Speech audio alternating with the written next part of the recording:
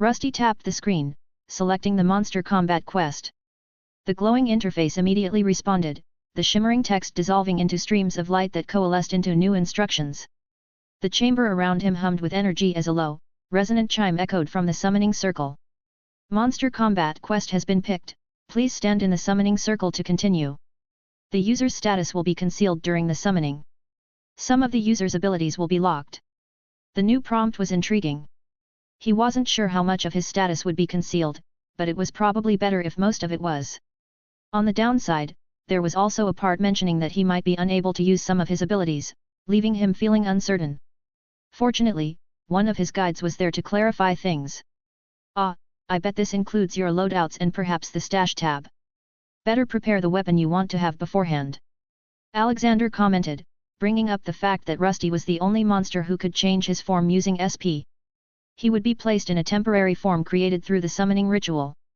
His inventory and loadouts would likely be inaccessible, so it made sense to decide on the form he wanted to take before entering. The summoning manual didn't specify that he couldn't use one of his alternate forms, such as the bulkier or lankier ones he had crafted the last time he was here. It would be great if I knew what I was facing. Rusty considered his options carefully, pacing around the summoning chamber as the energy within the runes intensified, pulsating like a heartbeat. He glanced at the forms available to him. One was his larger, bulkier frame, the one with the highest destructive power and defense but the lowest agility. Then there was his lighter model, which allowed for greater joint flexibility and even climbing. Finally, there was his current body, balanced and without any significant weaknesses, though it lacked any standout strengths. If it's just a duel, this form would probably be best. After a moment's hesitation, Rusty made his decision. He activated a loadout, and his body shifted into the towering, heavily armored configuration. To complement its bulk, he selected a massive iron tower shield and a poleaxe. With no idea who, or what he'd be facing, a versatile weapon capable of piercing, slashing, and bludgeoning damage seemed like the smartest choice. "Alright, this should be fine, now do I just walk onto the summoning circle?" "It does seem so, Rusty, good luck," Alexander replied, seemingly agreeing with the current setup. A burden on the other hand was a bit more ironic. "Oh, I'm sure you won't need luck, Rusty. Just try not to embarrass yourself too much out there." A burden cackled as he floated closer to the summoning circle, his interest in the magic at work evident.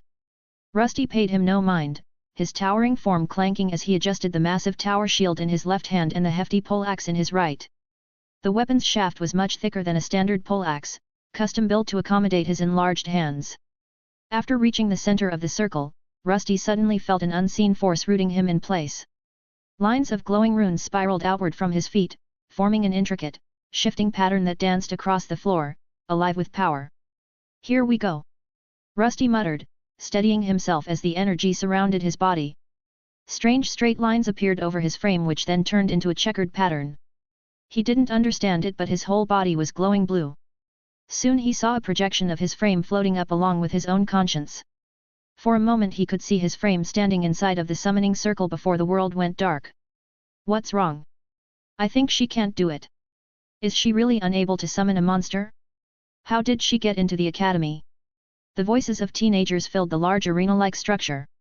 Many people were gathered, all of them wearing similar uniforms of a prestigious Mistwood Academy of Summoners, the premier institution for training those with the rare ability to summon and command otherworldly beings.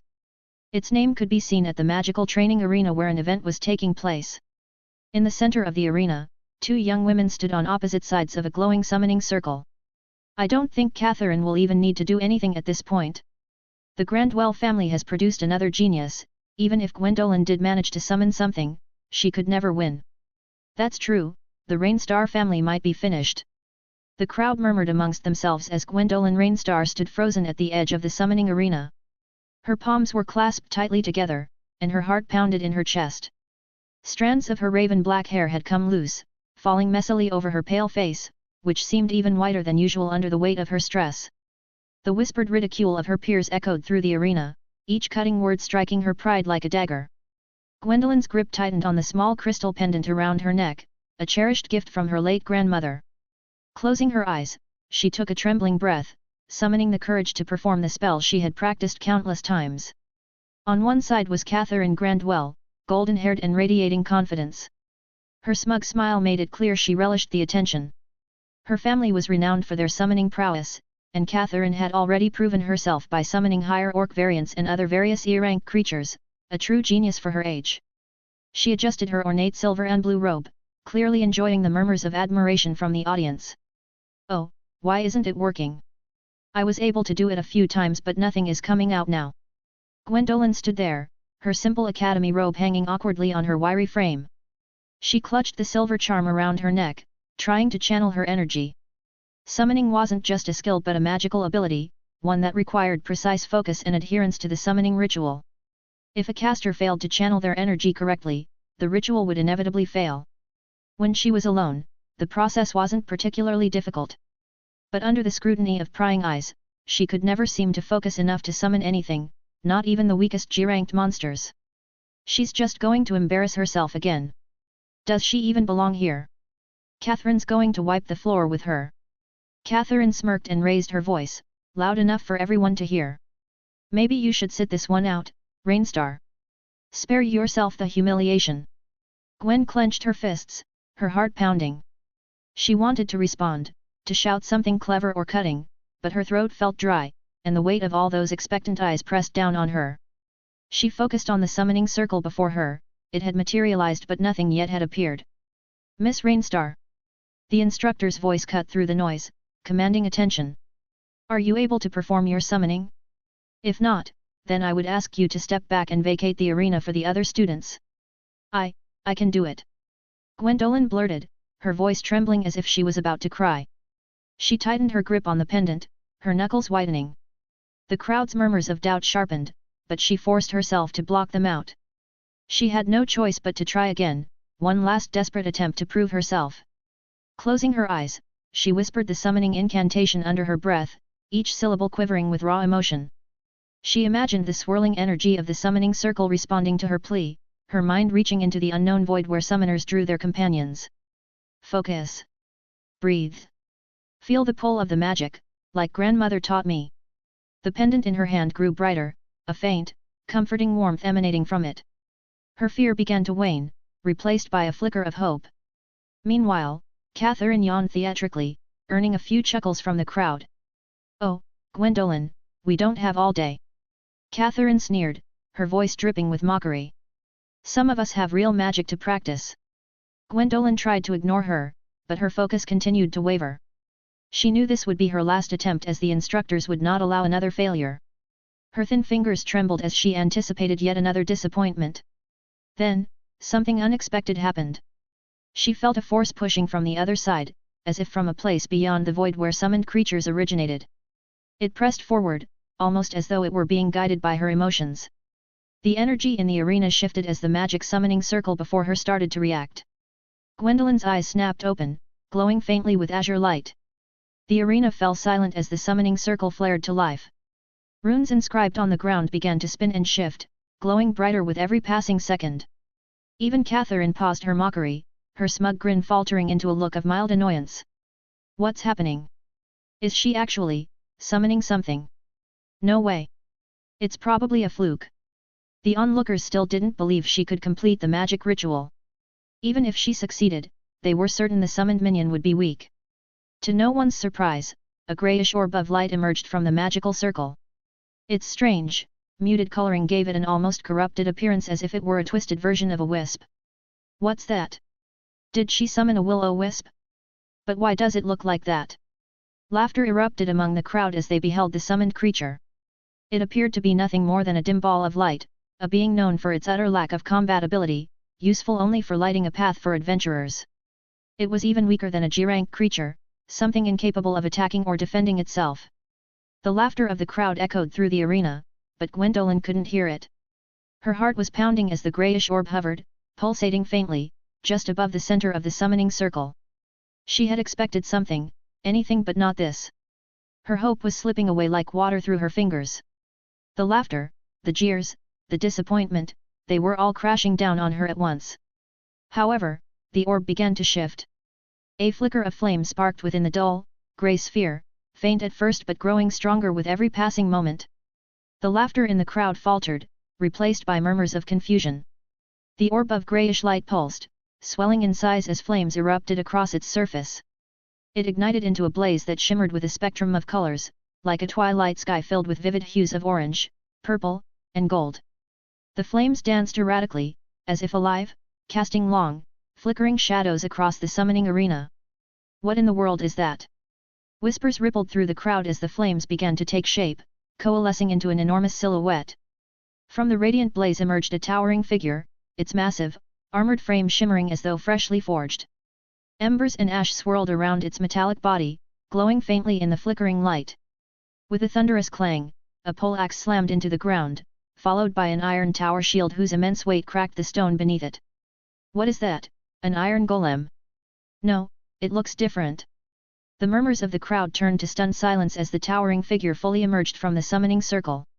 Its frame was immense, easily twice the size of a human, and its armor gleamed with a dark, otherworldly sheen. The poleaxe in its right hand radiated an aura of authority and destruction, while the tower shield on its left seemed impenetrable, as if it could hold back an army. Gwendolen blinked, her mind struggling to process what she had summoned. This wasn't the simple F-rank creature she had expected. The being before her was something far beyond anything she had previously summoned or her peers. Her trembling hands loosened their grip on her pendant as her disbelief was overtaken by awe. Across the arena, Catherine's smug smile had vanished, replaced by a tight-lipped expression of uncertainty. She took a step back, her eyes narrowing as she scrutinized the towering figure. The instructor, who had remained silent during the earlier ridicule, stepped forward, their gaze fixed on the towering armored figure. A faint glow emanated from the instructor's monocle as they analyzed the summoned being. Their eyes widened slightly in surprise, though they quickly composed themselves. "Miss Rainstar," the instructor began, their tone more serious now. "Do you have any idea what you've summoned?" Gwendolen shook her head, her voice catching in her throat. "And no, I just followed the ritual. It just came to me." She truly didn't know what to expect. Her only wish was to summon an F-rank monster. Even if she lost the battle, at least she wouldn't be deemed a total failure by the other summoners. However, as she observed their reactions, she noticed something strange. The mockery on their faces had vanished, replaced by expressions of genuine shock at what she had summoned. "Well then, let me tell you, this is a living armor. A unique iron living armor, E rank. Well done," the man announced after identifying the creature, and for the first time in this Summoner Academy, she heard someone praise her. She felt like crying, but there was no time for tears. Her opponent Catherine wasn't going to let this go unchallenged. Still, Gwendolen felt a hint of pride swell inside of her chest. She had done it. She had summoned something, and that something was extraordinary. But a living piece of armor. Did I have an affinity for those? She wondered to herself as she studied the greyish tint of the monster. It looked unusual for a living armor, larger, with weapons that appeared more refined. Its behavior was just as peculiar. Instead of standing still and awaiting orders like a typical summoned creature, it moved its head, scanning the arena and observing everyone present. It was as if this wasn't just a simple summoned monster, but one with intelligence and a sense of self. From the other side of the arena, Catherine scoffed, though her tone betrayed a hint of unease. "An E-rank living armor? Impressive for you, Gwendolen, but don't think it'll save you. My Red Orc warrior will tear through that hunk of metal like paper." The crowd murmured in anticipation as Catherine raised her hand, commanding her summoned creature. The Red Orc snarled, its twin axes glinting menacingly as it pounded its chest, ready for battle. Its crimson skin seemed to shimmer with a faint magical aura, a sign of Catherine's potent control over her summon. Gwendolen swallowed hard. She had no experience commanding something like this. The monster stood there silently, and she stared at it, her mind flooded with uncertainty. What should I do? Should I call out to it like Catherine always does? But, what if it refuses my orders? Sometimes monsters don't listen. Her thoughts spiraled as she imagined every possible failure. But just as she was about to lose control, she heard something that stopped her cold. "Hello. Hey." The summoned monster, it had a voice. And somehow, it was speaking to her. Gwendolen froze, her eyes wide with disbelief. The voice was deep and resonant, imbued with an unmistakable intelligence. It echoed not through the air but directly in her mind, bypassing the physical world entirely. Its tone carried a subtle questioning quality, something that seemed impossible without sentience. Although she wasn't particularly skilled at summoning, she had successfully called forth lesser creatures in the past. None of them had been capable of speech or independent thought. Bound by the summoner's contract, they could not act without direct orders, nor could they communicate with their caster. In essence, they were no more than golems formed from mana, existing solely to obey commands. There was a way for a summoned creature to gain sentience. If a summoner formed a bond with the monster, it would become their familiar. This bond allowed the creature to think for itself and, in some cases, even communicate with its caster. This, however, was different. The monster before her was not her familiar. She lacked the strength to form such a bond, nor had any summoned creature chosen her to enable such a connection.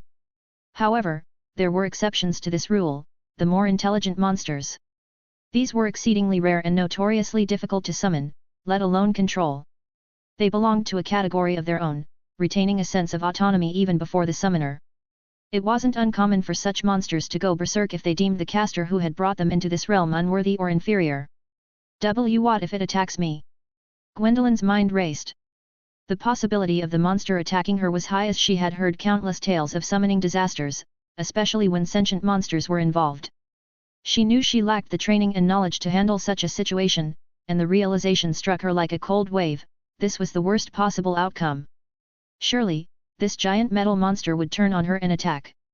To her surprise, it did not react aggressively. Instead, it responded, not through words, but to her very thoughts, as though it could read her mind. "Why would I attack you?" The words, or rather, the thought, sent a shiver down Gwendolyn's spine. She stared up at the towering figure, unable to decide whether she was more terrified or intrigued. The living armor tilted its head slightly as if mimicking a gesture of curiosity. Its empty eyes locked onto hers as it continued to stare. The crowd, still buzzing with whispers, seemed 1,000 kilometers away. Gwendolyn's world narrowed to this improbable, intelligent being that now stood before her. You can hear me?" she whispered, her voice quivering. "I can. And I assume you can hear me too. That is interesting. Usually, that would require a body. Is it a connection similar to the one I have with Gleam?" The voice was calm, almost casual, as if the monster was just as surprised as her. It murmured something about sparkling light and bodies that she didn't understand. Her heart hammered in her chest as she tried to maintain composure, unsure how to respond. She couldn't let her confusion show, not in front of Catherine, the crowd, or this thing. The living armor's head turned slowly, scanning the arena again. Its gaze seemed to linger on the other summoned creature, Catherine's red orc warrior. "Ah, I've never seen a red orc before. Is it stronger than the green ones? This must be part of the monster combat quest." Quest? She had no idea what the monster was talking about, but it seemed to have identified the other summoned monster as an enemy. This soothed her nerves slightly, as it seemed the monster was somewhat focused on the other and not on harming her. She was still not sure if she could control this being of metal, but before she could continue the conversation, they were interrupted. "Miss Rainstar." The instructor's voice broke through her momentary stupor. "You must command your summon to engage. This is a duel, not a staring contest." Gwendolyn flinched, her face flushing as she realized the entire arena was waiting for her to act. Across the arena, Catherine tapped her foot impatiently, her red orc growling and flexing its massive arms. "Well, Rainstar," Catherine called out, her tone sharp with mockery. "Are you going to make it do something, or should I put it out of its misery for you?" The previously startled crowd began to calm down. Catherine, still exuding an air of superiority, boasted confidently about her impending victory, despite her opponent's success in summoning a creature. After all, there was more to a summoner's duel than simply conjuring a powerful monster. To the onlookers, the summoned creatures appeared to be of similar rank. This meant that victory would come down to the summoner's skill, and in this case, most believed Catherine's expertise gave her the upper hand. Yes. Mr. Living Armor attacked the red orc warrior." Gwendolyn finally reacted, stretching out her hand. A small magic circle appeared above her palm, spinning slowly. It was a command circle with glyphs within it, an essential tool for summoners to direct their monsters. The circle shone brightly, and her voice echoed across the arena as she issued her command. To everyone's surprise, the monster didn't move. Instead, it turned its gaze toward her and just stood there. "Ha!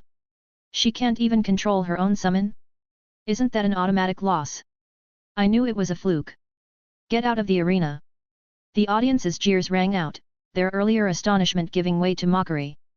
Gwendolen somehow remained composed, her expression betraying no sign of panic but instead acceptance. She had anticipated this outcome. If a summoned monster was more powerful than its summoner, it would naturally resist commands, acting of its own accord. This was precisely why so many believed her defeat was inevitable. Without proper instructions and guidance from the summoner, even the most powerful monster would fail to secure victory. Mr. Living Armor. Hey! I'm not a mister, I'm Rusty. And don't worry, I'll take care of that orc. However, to Gwendolen's surprise, the Living Armor did not remain still for long. After correcting her about its name, the large metallic form shifted. It raised its massive tower shield with its left hand and gripped the poleaxe with its right. Gwendolen wasn't sure what to make of this. The monster seemed to possess more autonomy than she had expected. It was as though it already considered itself a familiar, one that had been named by someone else, and now she was merely borrowing its power. Rusty arrived in this strange place and took a moment to assess his surroundings. Thanks to his mana sense skill, he could tell that a powerful mana shield surrounded the entire arena, placing a barrier between him and the summoner. The circle from which he had materialized was inside this dome, locking him in with the other monster. At least the other creature was confined to the same spot, which made things a bit easier for him. The one who had called him here was peculiar, a scrawny girl dressed in a baggy robe who communicated with him through thoughts. She seemed harmless, weak even, not someone he would typically concern himself with. Then there were the others, a crowd of people, their gazes twisted in what he recognized as mockery. For someone like him, who took pride in his strength and his evolution, this was maddening. It felt as though they all believed he couldn't defeat the slightly larger orc, a monster he was already quite familiar with. Why you will? He stepped forward as the girl's voice echoed in his mind. Earlier, she had tried to give him an order, but it hadn't worked on him at all. He sensed the spell being blocked by some unseen force, leaving him to wonder if, on missions like this, he would always be immune to the summoner's control. Yes, leave it to me. This won't take long, he declared, boasting of his capabilities as he strode forward confidently. The people in the audience pointed out with their fingers, surprised that he was moving on his own and responding to the summoner's orders in a strange way. The massive red orc across the arena roared in defiance, its twin axes glinting ominously in the light. Catherine smirked, her tone just as confident as ever. So, the Tin can move. It won't matter. Red Orc Warrior, engage! She commanded. Her voice rang with authority, and the Red Orc charged forward with a guttural roar, its movements surprisingly agile for its size. The ground trembled slightly with each step it took, its eyes locked onto Rusty as it raised its axes high. Rusty took a long look at the enemy before him. He wanted to ask Aberton and Alexander about this place, but his guides, along with several other skills, were locked. Just as they had predicted, he couldn't access his inventory or loadouts and his stash tab was locked away as well. If he lost his shield and poleaxe, he wouldn't be able to replace them. The same applied to damage, without access to his resources, he couldn't use any iron to repair himself. The other monster shot forward, a red haze within its eyes as it attacked. Rusty raised his tower shield to meet the charging foe. The orc swung both axes down in a devastating arc, aiming to crush him under their weight. Clang! The axes collided with Rusty's shield, sparks flying as the force of the blow sent a tremor through the arena. The crowd gasped. Rusty didn't budge an inch. His shield absorbed the impact like a stone wall against a wave, and with a practiced twist, he shoved the orc back, creating just enough distance to retaliate. Rusty swung his poleaxe in a wide arc, aiming for the orc's midsection. The orc barely managed to leap back, avoiding a direct hit but not escaping unscathed. The poleaxe grazed its chest, leaving a reddish line where the weapon had struck. The orc howled in pain, staggering back a few steps. The crowd, which had sneered at Gwendolen moments before, was now captivated. Whispers of astonishment rippled through the spectators. That metal golem is holding its own against the orc. Did it block those axes without flinching? Rainstar's summon, it's actually strong. Gwendolen watched in stunned silence, her fingers clutching the silver pendant. She couldn't believe her eyes. Rusty wasn't just strong, he was skilled, calculating, and independent. She wasn't entirely sure what to do next but knew she had to stay calm. This might be her only chance to prove she belonged at the academy. Catherine, on the other hand, was fuming. You're not going to show me up with that pile of scrap metal! She shouted. Red Orc Warrior, activate Frenzy, destroy that heap of metal! She made a slicing motion with her hand, and a red glow enveloped the orc as it roared louder than ever. Its movements became erratic, wild, and ferocious as it charged Rusty again, this time with reckless abandon. Rusty stood his ground, his tower shield at the ready. The orc's frenzied strikes came faster, each one heavier than the last, but Rusty's defenses were impeccable. The metallic clang of each impact echoed through the arena like a symphony of war. Mr. Rusty, be careful, what skills do you have? I don't know what to do. The girl panicked, but Rusty couldn't understand what the big deal was. He didn't realize that summoned creatures couldn't use their skills without the caster's permission. Normally, Gwendolyn would have to perform the proper incantation to grant him access to his abilities. Without that, as a summon, he was restricted to relying solely on his physical form, putting him at a clear disadvantage against the Red Orc, who had the full support of its summoner. Ha, I can use Frenzy just as well! Rusty proclaimed as a red haze similar to the one the Red Orc was surrounded with erupted from his metallic body. He was not a simple summon, he was his own monster capable of performing all his skills by himself. Rusty's declaration echoed in Gwendolyn's mind, sparking confusion. She barely understood how this was possible, but there was no time to dwell on it. The arena erupted as Rusty lunged forward with surprising agility, his poleaxe glowing faintly as it carried another skill of his, enhancing his blow even further than before. The poleaxe came down with a thunderous crash, glowing with the red haze of Rusty's activated skill. The Red Orc raised its axes to block, but the sheer force of the blow drove it to its knees, the ground beneath it cracking under the impact. The crowd erupted in gasps and cheers, their previous mocking words replaced by astonishment. Rusty wasn't just holding his ground, he was dominating the fight. Catherine's smirk faltered. Her Red Orc, now visibly struggling under the relentless assault, looked less like a terrifying monster and more like a cornered beast. She clenched her fists, her voice sharp with frustration as she barked another command. Red Orc Warrior, retaliate! What do you think you are doing?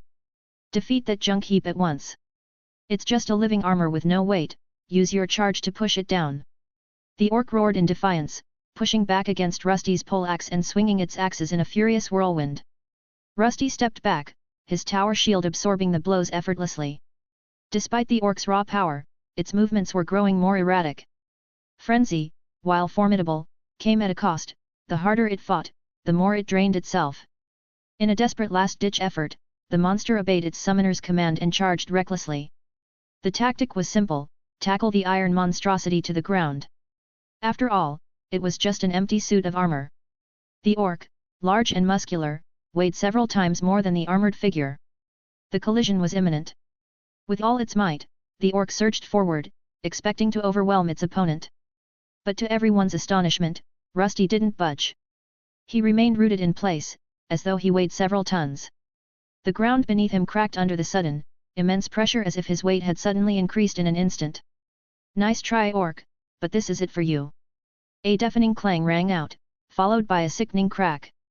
Rusty's poleaxe cleaved into the Red Orc's armor like hide, shattering the defensive layer and embedding deep into its side. The momentum of the charge was halted abruptly, the orc's massive form crumpling to the ground.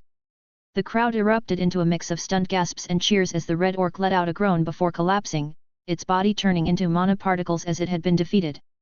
Rusty stepped back, yanking his weapon free with a metallic screech. He loomed over the fallen orc, his own frenzy skill fading away. For a moment, he stood still, wondering if this was the end of the mission. But the system offered no confirmation.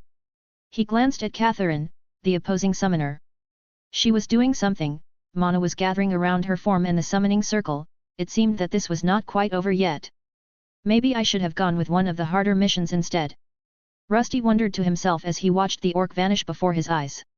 He had chosen the easiest mission to gauge how dangerous this new summoning chamber was, and it seemed he wouldn't face much of a challenge.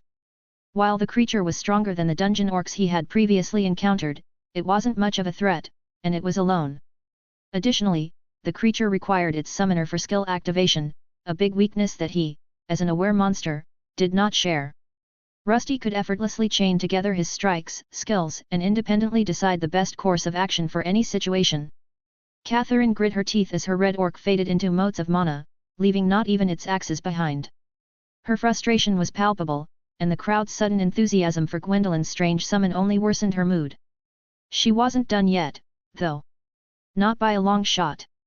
Catherine slammed her foot into the ground, her voice booming over the arena. Impressive, Rainstar, but let's see how your tin monster fares against something real. The summoning circle beneath her flared to life, its intricate glyphs radiating with fiery mana. Catherine's lips moved rapidly as she chanted a complex spell, her mana visibly pouring into the circle. The heat in the arena spiked sharply as something new was summoned. It's not over yet? Didn't Catherine's monster lose? You idiot, it's not over until their mana depletes. They can summon as much as they want, the one with more mana will usually win. The crowd erupted into murmurs. They had all seen the Red Orc go down in a decisive defeat, but Catherine's defiance kept the duel alive. Most people their age wouldn't have enough mana for successive summonings, yet she was somehow managing it. Rusty, however, noticed something peculiar. During her chant, the girl had quickly grasped a red crystal, one that emitted an intense burst of mana. The energy flowed into her body, resembling the way mana crystals had restored his own MP in the past. Hey, can you do that? Stay quiet, it's better not to get involved with the Grandwell house, you know how they are. Yet. This sparked a buzz around the arena. Several spectators cast glances at the instructor overseeing the match. Rusty wasn't entirely sure what was happening, but the atmosphere hinted that not everyone approved of her actions. His own summoner remained silent, her head bowed, but her tightly clenched fists betrayed her frustration. Rusty briefly considered asking what this was all about but refocused on the fight at hand. Maybe this easy mission wouldn't be so easy after all. So, what's she summoning now? A bigger orc? Maybe a big spider?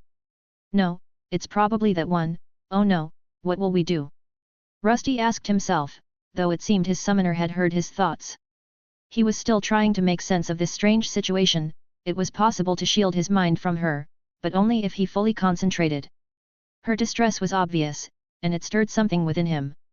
Though he lacked a heart, it felt as though something was pumping excitement through his being. He had chosen the easy option, but deep down, he craved a challenge. He wanted his body to be tested, to push his limits, and to grow stronger through the fight ahead. From the glowing circle, flame mana erupted, coalescing into the form of a massive salamander. The creature roared as it emerged, its fiery scales radiating waves of heat. The air shimmered around it, distorting its imposing form. The salamander's tail, a long whip of living fire, lashed out, leaving scorch marks on the ground. Its molten eyes locked onto Rusty, and it bared fangs that dripped liquid flame. Classification: Lesser Flame Salamander E+. Type: Beast/Fire. Description: A monster native to volcanic regions, it is highly resistant to flames of any kind and a distant relative of dragons. It's a lesser flame salamander, that living armor is finished. That summons flames will melt it in no time. Melt. The crowd erupted into cheers once more as the next monster made its appearance. Rusty had never faced anything like it before. It was larger than his current form, with a long, sinewy body that exuded menace. Its sharp teeth gleamed, but he doubted they could pierce through his shield. What truly concerned him were the flames. As someone with blacksmithing experience, he understood the effects of high temperatures on iron all too well. Prolonged exposure to that heat could be disastrous for him. Metal expanded when heated, and since his body was made of iron, any sudden alterations could disrupt his movements. If his body warped while he was in action, it could create a serious problem. Go forth, salamander! Catherine gave the command and the fiery salamander circled Rusty, its molten eyes narrowing as if assessing its prey. The crowd's energy surged as they anticipated the battle between fire and steel. Gwendolyn stood frozen, unsure how to assist. She clutched her pendant, hoping that Rusty's strange independence would carry them through once more. Rusty raised his shield and started observing the monster as it moved closer. Then, the creature pounced, launching a straightforward but ferocious attack. Its jaws clamped down on his shield, emitting intense heat as it attempted to gnaw through the iron. The searing energy radiating from its mouth was a real issue, and Rusty could feel its effects beginning to take a toll on his body. For the moment, his shield held firm, but it was clear that this monster was far stronger and heavier than the red orc he had faced earlier. An exchange of blows soon followed, with him landing a few shallow cuts with his poleaxe which gave him some range. His approach was somewhat strategic as he was trying to get a feel for what he was facing. The monster was quite strong and outranked him, so he needed to be careful. His strategy was paying off as he managed to thrust his pointy end of his poleaxe into the creature a few times, leaving shallow wounds behind. That monster is still not going down.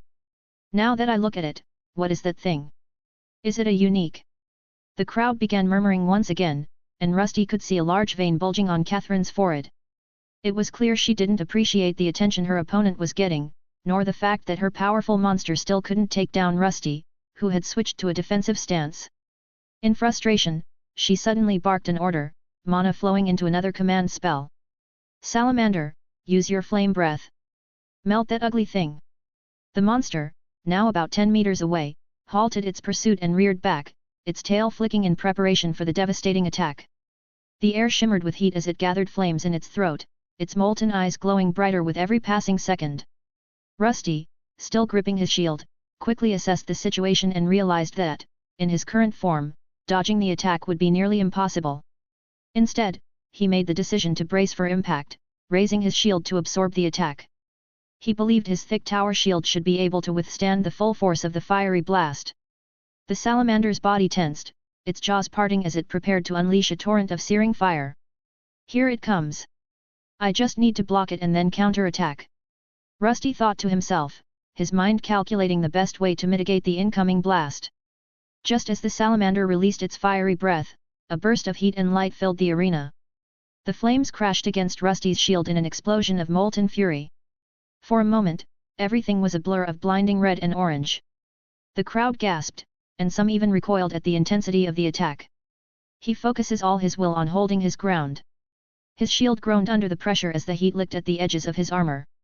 He could feel the iron beginning to heat up, warping ever so slightly with each second. However, he persisted through it while his body just slightly turned red. For a moment he remained in place, waiting for the heat to lower before attempting a counterattack. However, to his surprise, this wasn't over. The summoner raised her hand again and performed the same command, letting the salamander fire off another blast of heated energy, something that he didn't expect. What? It can do this multiple times. From his experience with E-ranked monsters, Rusty knew they shouldn't have that much mana.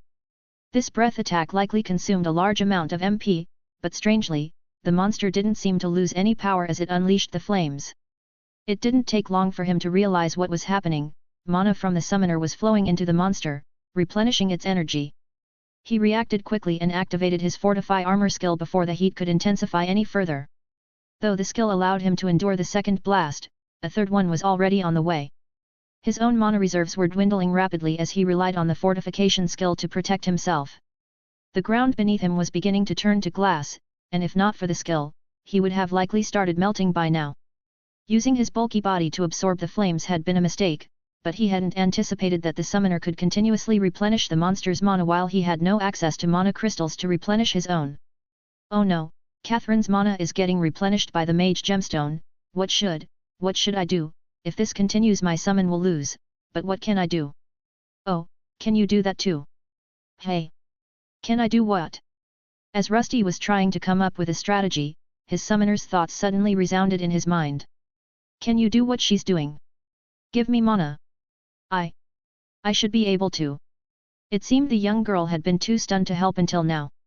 She had been caught off guard, but the realization finally struck her. She was a summoner just like Catherine, and she could also channel her mana into her summoned monster.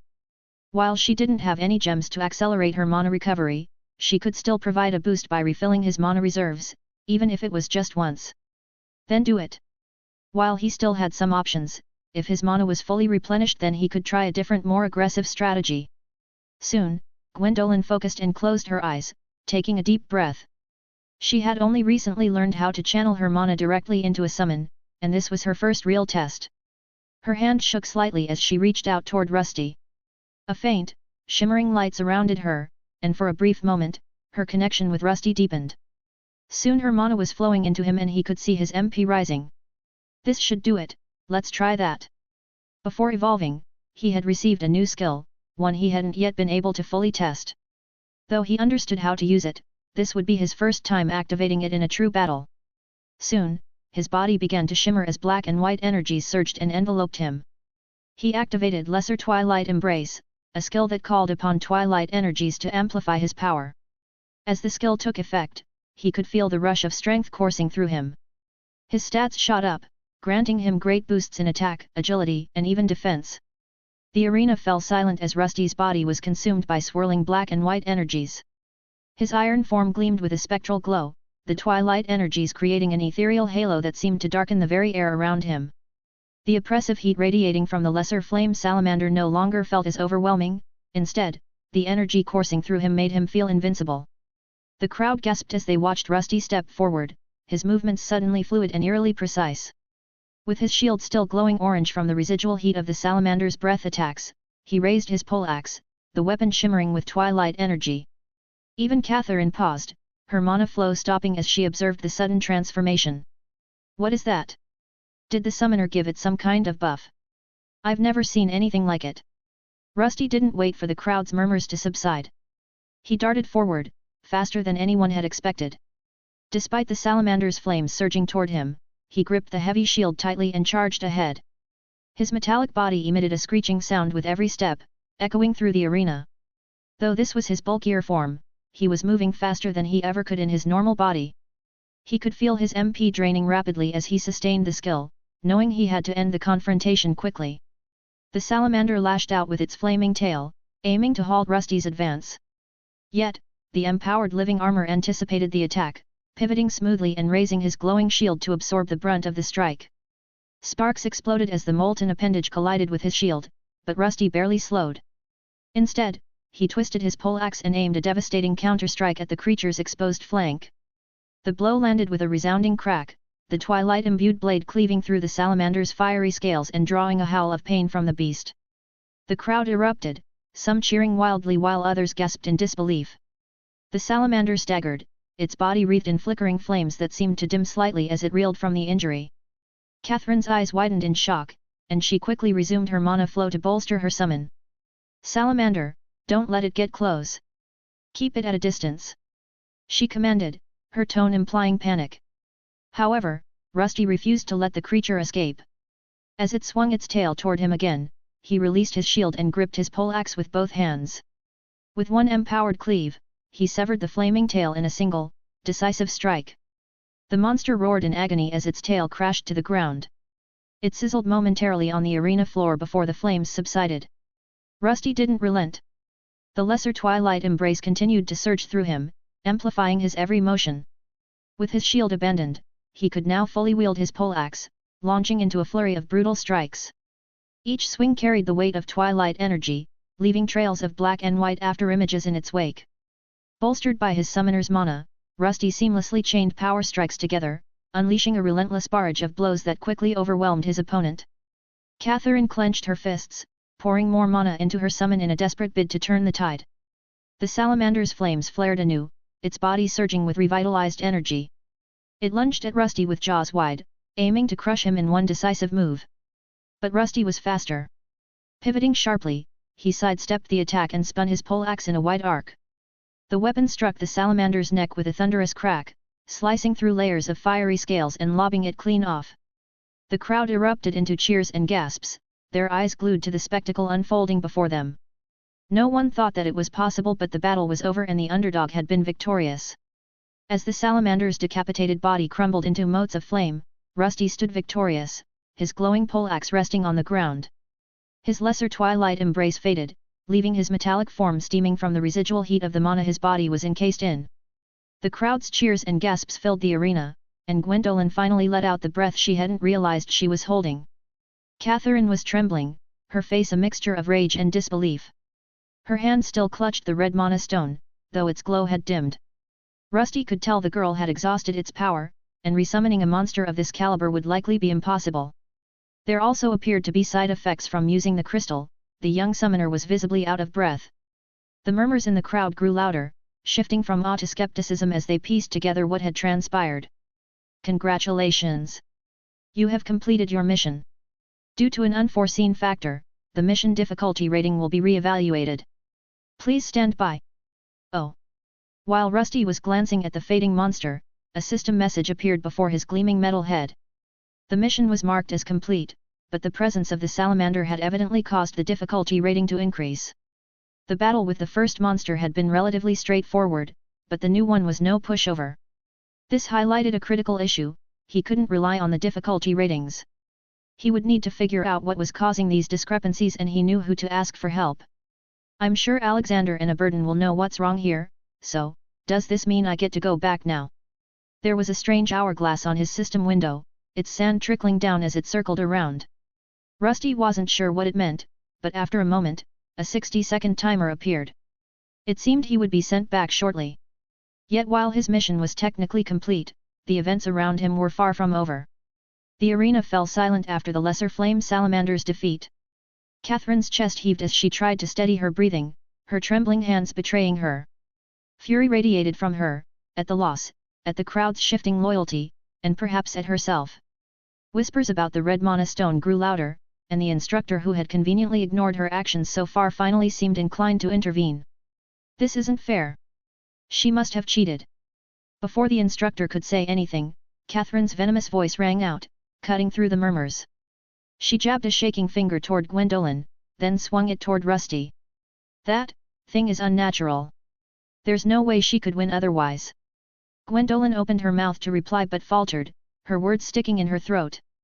The accusation had left her momentarily stunned. The crowd exchanged glances, whispering among themselves. They knew Catherine's claims were baseless but were hesitant to get involved. Why is everyone always against me? Why? Rusty stood silently, the timer ticking down on the system window. Gwendolen's thoughts echoed in his consciousness, despair, fear, and anger swirling together like a storm. Though his summoning was temporary, he could feel her emotions boiling over, demanding release. Gripping his poleaxe tightly, Rusty shifted his gaze to Catherine, her shouts echoing across the arena. Twilight began to encase his metallic form, shadows rippling across his frame as if alive. Hey, what is that summon doing? Murmurs of alarm spread as others noticed Rusty's sudden shift. He had raised his hand, gripping the poleaxe in a stance resembling someone about to throw a javelin, aimed squarely at Catherine. The crowd collectively held its breath. Even the instructor, who had conveniently ignored Catherine's earlier actions, took an uneasy step forward, his hand outstretched as though he might intervene. Stop! Before the teacher could call out, Rusty performed the throwing motion, hurling his poleaxe at Catherine, who was standing on the other end of the arena, next to one of the summoning circles. It cut through the air like a comet, trailing black and white energy. The arena's mana shields flared to life, intercepting the weapon just inches from Catherine's face. The force of the impact made the shield shimmer violently, and the reverberation echoed through the space like a thunderclap. Catherine shrieked and collapsed to her knees, her eyes wide with terror as she stared at the poleaxe hovering mere inches away, vibrating against the barrier. For a moment, the entire arena was silent, save for Catherine's panicked gasps. Then, like a dam breaking, the crowd erupted into laughter. She almost fainted. Did you see her face? Priceless. Not very dignified, is she? Catherine's face burned with humiliation as mocking laughter rolled through the stands, momentarily drowning out her own flustered attempts to recover. Amidst the jeering crowd, no one noticed the ominous development. The poleaxe still radiated energy, a metal hand stuck to it, channeling both light and darkness. Suddenly, a colossal explosion ripped through the arena, catching everyone off guard. The blast was so powerful that it cracked the mana shield, its force pushing through the weakened barrier. Catherine barely had time to raise her hands in defense before the shockwave tossed her backward. The instructor sprang into action, his own mana surging as he leapt to intercept her fall.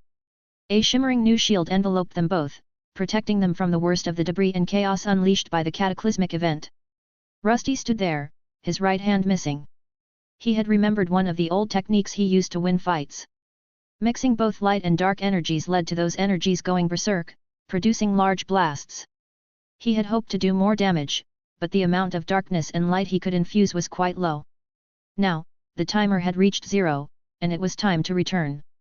For a moment, he glanced at his summoner, Gwendolen. She was stunned, just like everyone else here, perhaps even more so. Her negative emotions faded as she saw Catherine's shocked expression, and Rusty could feel it.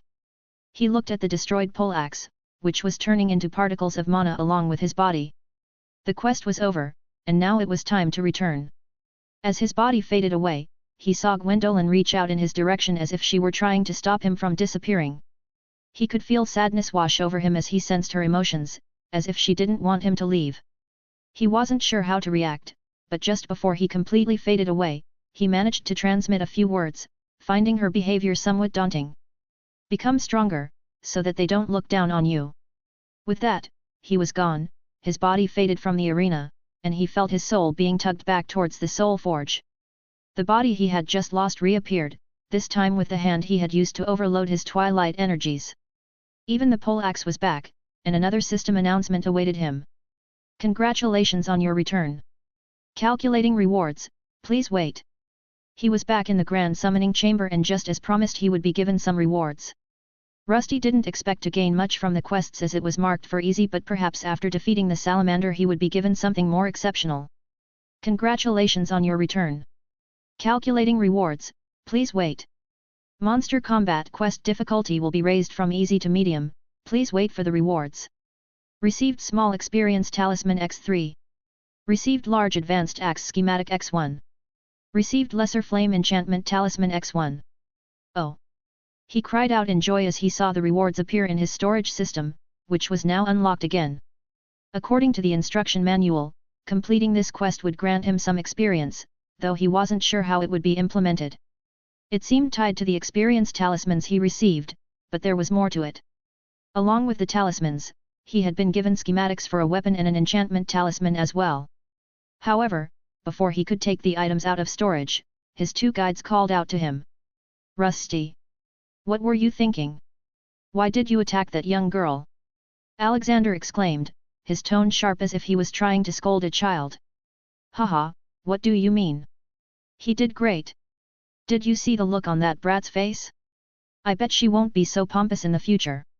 Aberdan retorted, clearly pleased by what Rusty achieved during his quest. Alexander was displeased with Rusty's actions, while Aberdan seemed to revel in the fact that he had put the noble girl in her place. Reflecting on his actions, Rusty realized he wasn't sure why he had that outburst. It was almost as if the girl summoner had influenced him somehow. Still, he couldn't help but wonder, would he have received even more rewards if he had defeated the summoner? After all, summoners were the source of their summons. If he could take her down, wouldn't her summon vanish, ensuring his victory? If not for the powerful mana shield protecting her, he might have tried it sooner. Oh, quiet down you two and instead answer some of my questions. The two instantly froze when he raised his voice in a commanding tone. He had just been through an intense battle, but there were things he still needed to know. If he was to use the summoning chamber to his advantage, he had to understand exactly how it calculated the rewards and what he could do to influence them. Do you know why the quest suddenly increased in difficulty? He posed the question to the two and Alexander was the one to reply. I think there could be a few reasons, one of which is how you handled the first monster. How I handled it? Yes. Perhaps if you had struggled more, the other summoner wouldn't have reacted in such a way. She seemed quite angered by it. Oh. As he thought back to the Red Orc, he realized he had defeated it rather easily, without even needing to use any of his extensive skills. But maybe there was nothing you could do, and it triggered automatically. It could have been a trap. A trap? Is that something the Soul Forge could do? Rusty was surprised by this possibility. He had trusted the Soul Forge to be a place where he could gain more power, not something that might work against him. This place could have a mind of its own. Perhaps it realized that the challenge was too simple, so it offered you a chance at better rewards? You probably wouldn't have gotten that flame talisman if you didn't defeat that salamander. A mind of its own. Rusty wasn't entirely sure what Alexander was talking about. Was the Soul Forge not just something within his soul that helped him build it up?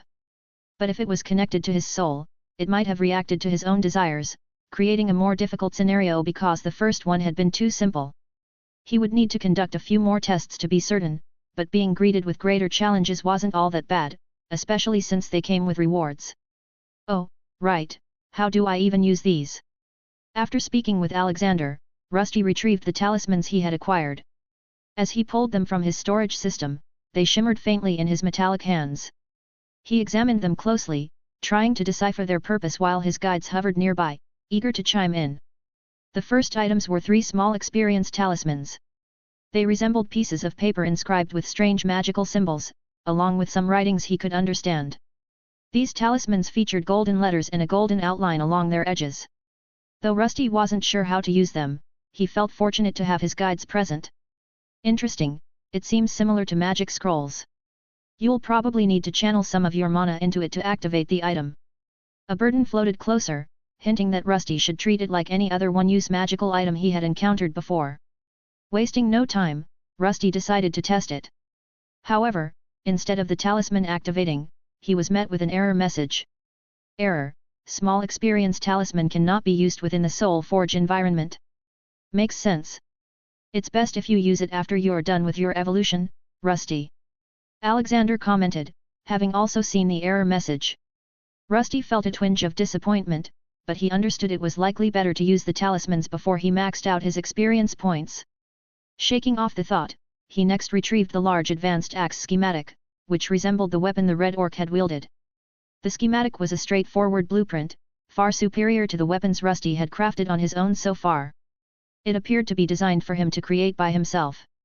The blueprint outlined every detail, from the type of flame he needed to use, to the specific tools required, down to the precise number of hammer blows on each side. Rusty knew it would probably take a few attempts to get it right, but the axe had the potential to become a powerful weapon in the future, or even a profitable product to sell once he established his smithy in the real world. The final item was the Lesser Flame Enchantment Talisman. It was similar in appearance to the first talismans but had red letters and a fiery outline along its edges. The borders flickered with tiny tongues of flame, and Rusty could feel a warm energy radiating from it. This will come in handy, a burden remarked, hovering closer. As the group's magic expert, he quickly identified its use. I assume you can use it to imbue one of your weapons or tools with flame properties. It'll probably make your attacks even more devastating, especially against enemies weak to fire. Rusty turned the talisman over in his metallic hands, studying the intricate runes engraved on its surface. He wasn't entirely sure how it worked, but with only one in his possession, it would be best to save it for an improved steel weapon, perhaps a sword or a polearm. Satisfied, he carefully stored all his newly acquired items. With everything settled, Rusty turned his attention to the console for one final check. I see, so I can't use it again. The icon representing the summoning circle was now grayed out, and no matter how many times he clicked on it, it wouldn't open.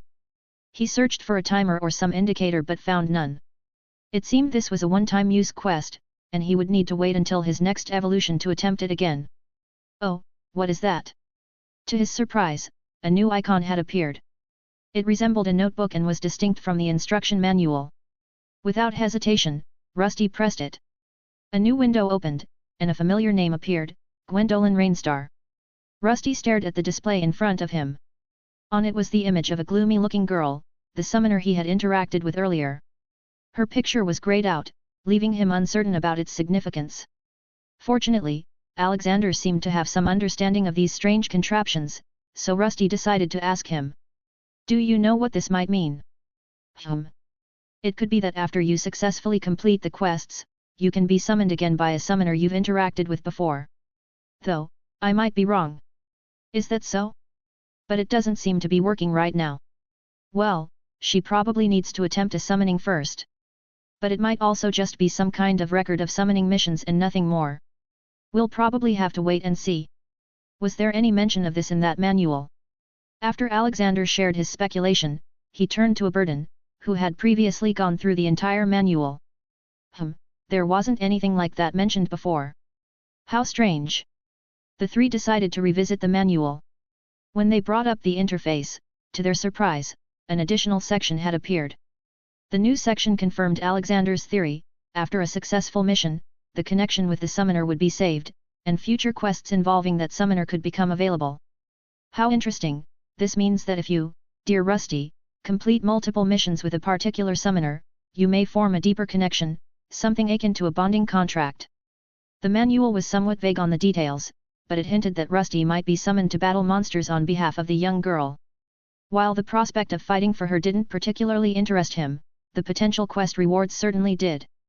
However, Rusty couldn't help but wonder how this arrangement would work, especially given his limited access to the Soul Forge, which was only possible during evolution. I think there might be nothing more for me to do here. The summoning chamber was vast, but there wasn't much Rusty could interact with beyond the console and the now dimmed summoning circle. For a moment, he wondered where exactly he had been summoned to and whether the time spent in the summoning chamber still aligned with the Soul Forge's temporal flow, or if more time had passed in the real world, where Gleam was waiting for him. With those thoughts lingering, Rusty made his way back to the main forge chamber, where the 3 lifeless bodies awaited him. There he noticed one oddity: the summoning chamber sign was also dimmer now, probably indicating that it was out of order. Soon, he headed not to the smith part of the soul forge but to the library instead. Rusty was now permitted to use twilight steel as his primary resource for crafting new bodies and weapons. Previously, he had created a lankier version of himself in a larger, heavier variant. This time, he planned to do the same, making only marginal improvements to the designs since he hadn't had much time to study. He reminded himself that the library offered new guides and knowledge on advanced smithing techniques. With access to these resources, he could likely level up his basic smithing and forging masteries, perhaps even evolve them further. Rusty entered the library, his metallic footsteps echoing softly against the polished stone floor. The vast chamber stretched out before him, with towering shelves of books and manuals. He noted that this place had become larger than before, with bookshelves that he had not seen before, and it seemed that he had his work cut out for him. He approached a section that used to contain crafting manuals and noticed that another case had appeared which contained new crafting manuals specifically dedicated to twilight steel. The shelf gleamed faintly as if resonating with the energy of the material it detailed. Rusty scanned the titles quickly, picking up one labeled Fundamentals of Twilight Alloy Forging and another titled Mastering Blacksmithing Techniques, Twilight Steel and Beyond. These sound oddly specific, different from before. The instructions were more about handling the new alloy and how to shape it correctly and went past the fundamentals that he had already studied before. He settled at a nearby table, its surface already equipped with tools for note-taking and sketching designs. Rusty opened the first manual, its pages illuminated by the soft candle glow of the library. A burden didn't say much as he immersed himself in the books, scanning through their pages. Meanwhile, Alexander remained outside, inspecting the forge and taking a keen interest in the newly improved smithing tools. Rusty, however, stayed focused on the fundamentals of working with twilight steel. These detailed guides explained methods for achieving balanced forging with this advanced material.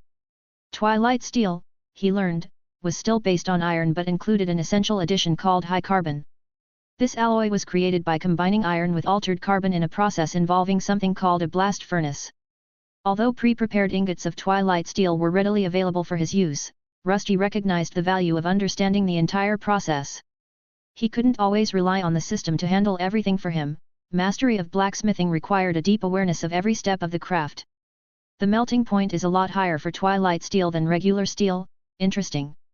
One thing quickly became apparent: his new body would still surpass regular steel in strength.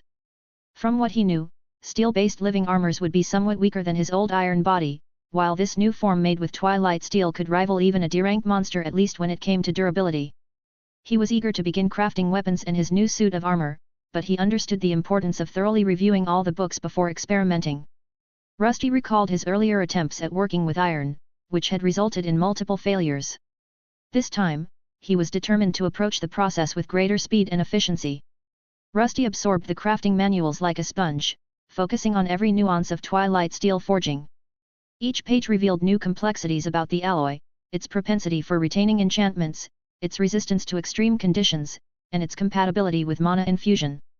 This point in the manual stood out the most as it implied that this alloy was well suited for enchantments, but this was not something he was capable of doing. As for that, he would require mana skills similar to Gleam's.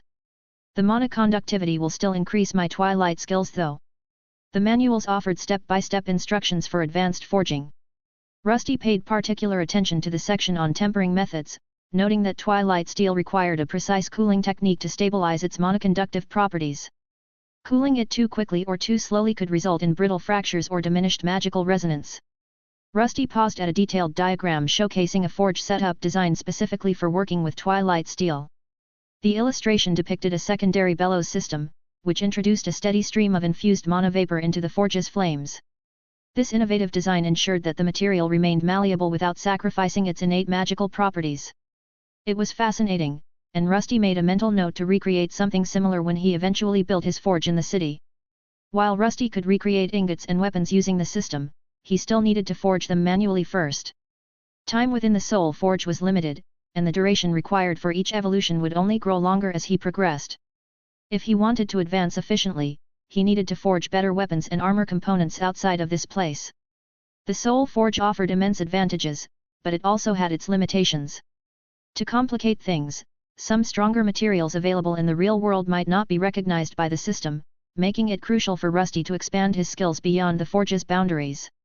Time seemed to fly as he worked through the books, spending several days poring over new and improved schematics for weapon designs.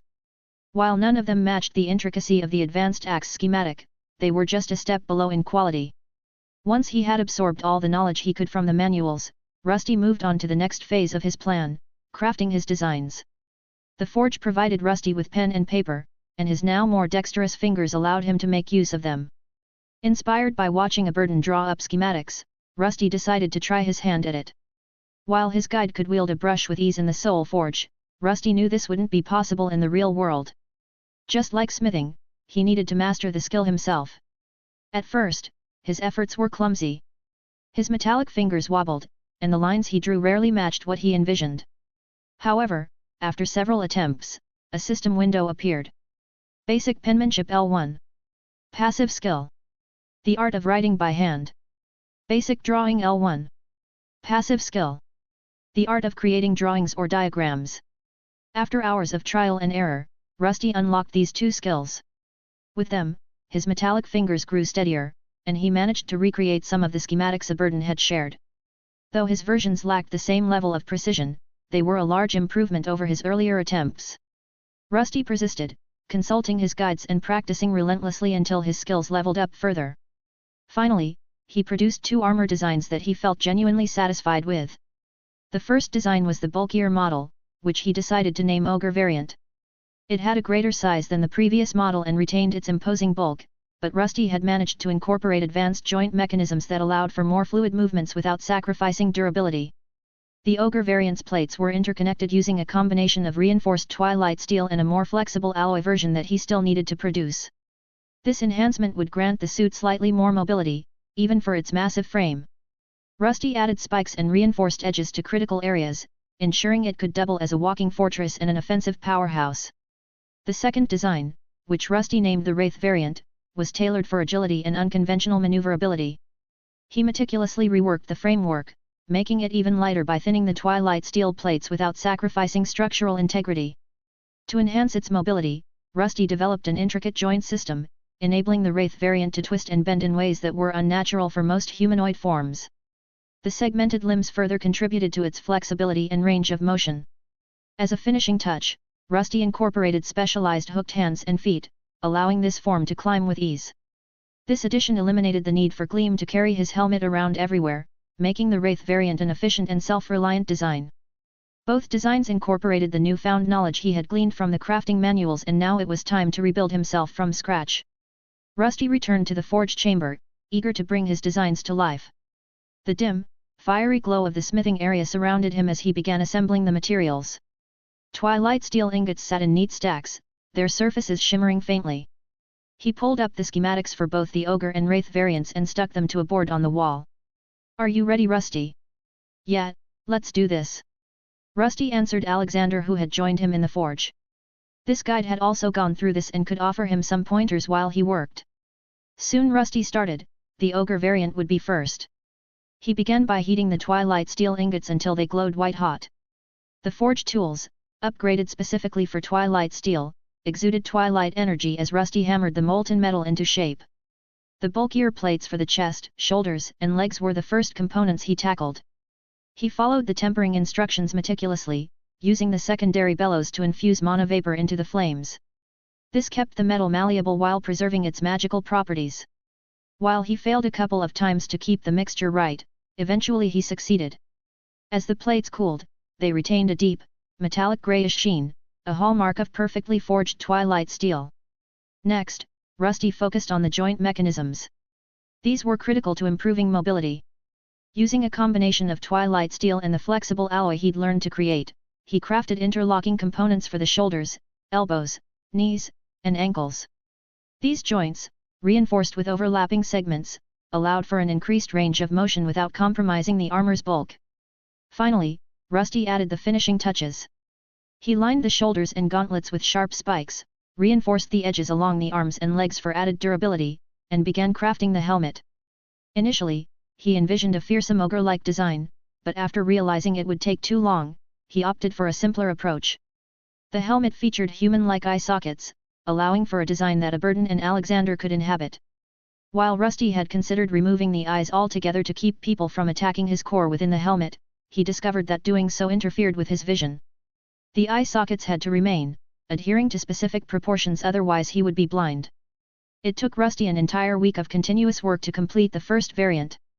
The process was riddled with multiple failures, but eventually, something clicked. With that breakthrough, he moved on to creating the Wraith variant. The Wraith's construction progressed much more smoothly than the Ogre's and required fewer materials due to its thinner armor plating. The streamlined design not only saved time but also reinforced the focus on agility and efficiency, marking a stark contrast to the heavier, more cumbersome Ogre variant. The segmented limbs were the most challenging aspect of this design. Each segment required precise measurements and perfect alignment to achieve the unnatural flexibility he envisioned. Rusty crafted dozens of small, interlocking pieces, testing and adjusting them repeatedly until they moved fluidly. He also added a streamlined helmet with a smooth, featureless faceplate, enhancing the form's eerie, otherworldly appearance and slits for his eyes. With both variants complete, Rusty took a step back to appreciate how far he had come. His crafting skills had improved significantly, as evidenced by the updates on his system window. Both basic smithing mastery and basic forging had surpassed level 9, evolving into enhanced versions that no longer carried the basic prefix. Once upgraded, his crafting techniques had improved drastically, and the quality of his creations had become markedly superior. Nevertheless, his work was far from over. While his 2 new shells were ready to be stored away, he still needed to recreate his weapons and shield. He had already spent 3 weeks here and wasn't sure when he would be forced to leave. Determined to make the most of his remaining time, he pushed forward without resting.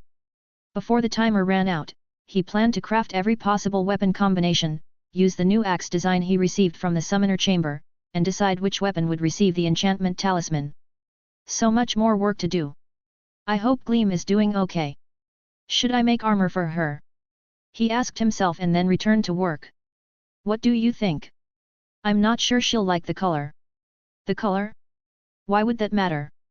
Oh, my dear Rusty, you still have so much to learn. One of those things is the intricacies of a woman's heart.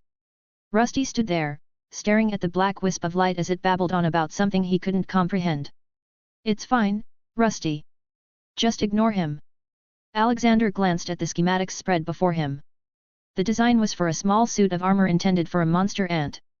The focal point was an open-faced helmet with precise openings for Gleam's antennae. But the schematics went further, detailing a full set of armor designed to cover his companion fully. The metal was thin yet durable, made from twilight steel and offered reliable protection without hindering Gleam's mobility or her ability to cast spells. The primary challenge was that Gleam wasn't present, so making precise adjustments to fit her body was a difficult task. This was why Rusty sought the expertise of Aberdan and Alexander, hoping their insights would help him produce the right dimensions. After considerable effort and collaboration, they had finally arrived at a design that seemed functional but perhaps not very elegant. Rusty examined the final design once more, ensuring that every detail aligned with the knowledge he had gained from his recent studies. The armor was lightweight yet sturdy, designed to complement Gleam's agile movements. He had even incorporated a flexible underlayer using the same technique that enhanced the Wraith variant's mobility. Despite the well-thought-out functionality, Rusty found himself hesitating. Would Gleam appreciate this? Or would she reject it entirely? Aberdan's earlier comments about color choices made him uncertain. Rusty had never considered aesthetics when forging his own body, his focus was always on practicality and efficiency. Would Gleam see it the same way, or did she have preferences he had never considered? Function comes first. If she dislikes the color, she can request a different finish later. What matters is that it protects her. Alexander continued, and Rusty decided to go along with him. There weren't many ways to change the color here, as everything was made of twilight metals, and he didn't want to create a lower quality alloy that would compromise the armor's durability. Then there was his other project, the high-quality axe schematic. However, one problem arose: it was a direct copy of the axe used by the Red Orc. Rusty had never trained in axe wielding, as he had chosen to limit himself to a smaller selection of weapons, primarily swords, maces, bows, and pole arms. Is it possible to change this? He held the schematic in front of him, examining it carefully. In theory, he should be able to modify it, lengthen the hilt, adjust the proportions, and make a few changes to transform it into something closer to a poleaxe than a standard axe. Adjusting schematics and adapting them to your needs is something every craftsman has to learn. You should give it a try, Rusty. The words came from Alexander, who had been a master craftsman in his previous life. Though much of his past remained lost to him, he still had a wealth of knowledge to share. Additionally, a strange phenomenon seemed to be expanding his understanding further as he continued to evolve. Rusty nodded, taking Alexander's advice to heart. He studied the advanced axe schematic once more, breaking down its structure in his mind. Grabbing a blank sheet of parchment, he began sketching the alterations. The axe head needed to be slightly slimmer to maintain balance, and he opted to add a spike at the top for thrusting attacks. Normally, a poleaxe would have a hammer-like counterweight on the opposite end, but he hesitated to alter the design too much, fearing it might reduce the weapon's quality. Instead, he kept the double axe design and focused on extending the hilt to improve balance. How does that look? Not bad, but not quite there yet. Alexander commented, and even a burden got involved, his schematic making skills far surpassing Rusty's. With his guide's help, Rusty refined the design. After using a burden's redrawn schematic as a reference, he finally completed his own version. A system message appeared before him. Basic schematic modification. Passive skill L1. This skill allows the user to alter existing schematics without reducing their grade. Oh, neat! Rusty was gaining more crafting skills, each one proving invaluable to his new daily life. With this schematic modification ability, he could now adapt other people's diagrams to better suit his fighting style. Rusty wasted no time implementing the changes. With his new schematic modification skill, he carefully readjusted the design of the poleaxe again to create a diagram for his next project. The forge roared to life as he heated the twilight steel, his hammer striking against the glowing metal with precise, practiced movements. As sparks flew, he focused on maintaining the perfect balance between sharpness and durability. Piece by piece, the weapon took shape. The extended shaft provided additional reach, and the axe head maintained its lethal edge while incorporating the subtle enhancements Rusty had planned. After days of relentless effort and a few failures, the poleaxe was finally complete. Its blade gleamed with a faint twilight glow, a sign that it had been forged flawlessly. He gripped the weapon tightly, testing its weight and balance. Satisfied, Rusty turned his attention to the final task, enchantments. The talisman he had obtained was his best chance to enhance one of his creations, and he debated whether to use it on the poleaxe or one of his armor variants. Decisions. The lesser flame enchantment talisman could be applied to weapons, shields, or armor, with its effects varying depending on the choice. If used on a shield or armor, it would grant increased resistance to flames. While his metal body already provided a degree of protection, extreme heat, like that from the salamander, could still melt him. Fortunately, he had the ability to mend his wounds if that happened. However, increasing his offensive power seemed like the better option. Sometimes, the best defense was a strong offense. His body already had high durability, so further flame resistance might have diminishing returns. The poleaxe seems like a better choice. Ultimately, he decided that enhancing his lethality would help him deal with threats more efficiently. With that in mind, he retrieved the paper talisman from his inventory and placed it on the poleaxe.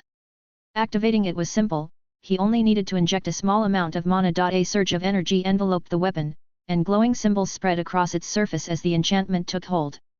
Then shortly after, a system window popped up.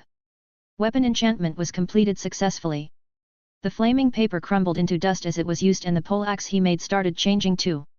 He could see some glowing symbols embedding themselves to the bladed part on the tip and the twilight metal receiving a reddish tint. His new weapon was ready and he quickly examined it with his identification skill. Classification: Enchanted Twilight Poleaxe Intermediate. Type: Polyarm. Grade: Refined. Description: An enchanted poleaxe forged from twilight steel and containing a fire enchantment. The first thing he noticed was a new detail: his weapon now displayed both a grade and a ranking. While the weapon itself was only intermediate, meaning his craftsmanship still had room for improvement, its overall grade had reached advanced, higher than any of his previous creations. The grades seemed to follow a similar naming system as skill ranks. This world had multiple grading systems. One applied to skills, starting with basic, progressing to regular, and eventually reaching advanced. It seemed weapons had a similar structure. The lowest grade was crude, followed by standard, which most of his previous weapons belonged to. Now, for the first time, he had forged a refined weapon, placing it in D grade, a step above the E grade his own body still remained in. Now that he had this enchanted weapon, he still had many other products to make. First he would fashion Gleam's new armor, and then lastly he would remake all the iron weapons into steel, that is if the Soul Forge didn't push him out before his work was done. He had spent a month in here already, but testing out this weapon needed to be done, so he headed to the training chamber where he picked out an enemy that he previously fought, a regular green dungeon orc. Rusty held his new poleaxe with a firm grip, feeling the shift in weight compared to his previous weapons. The length gave him better reach, and the enchanted blade radiated a faint heat, a testament to the embedded flame enchantment. Facing him in the training chamber was a standard green dungeon orc, a foe he had battled before but never with such a refined weapon. As the training simulation began, the orc roared and charged forward, its crude axe raised high. Rusty shifted his stance, allowing his new weapon's length to dictate his strategy. With a quick step to the side, he swung the poleaxe in a wide arc. The blade met the orc's axe mid-swing, and the impact sent sparks flying. The enchanted edge bit into the metal of the orc's weapon, leaving a noticeable scorched groove. "I see." The orc grunted and staggered from the unexpected force, giving Rusty an opening. He followed up with a downward strike, the poleaxe's tip igniting as it connected with the creature's shoulder. A sizzling noise filled the air as the orc howled in pain, flames licking at its wound. Rusty took a step back, assessing his weapon's performance. The weight distribution was excellent, allowing for both slashing and thrusting attacks. The flame enchantment activated upon impact, burning his enemies while preserving the sharpness of the blade.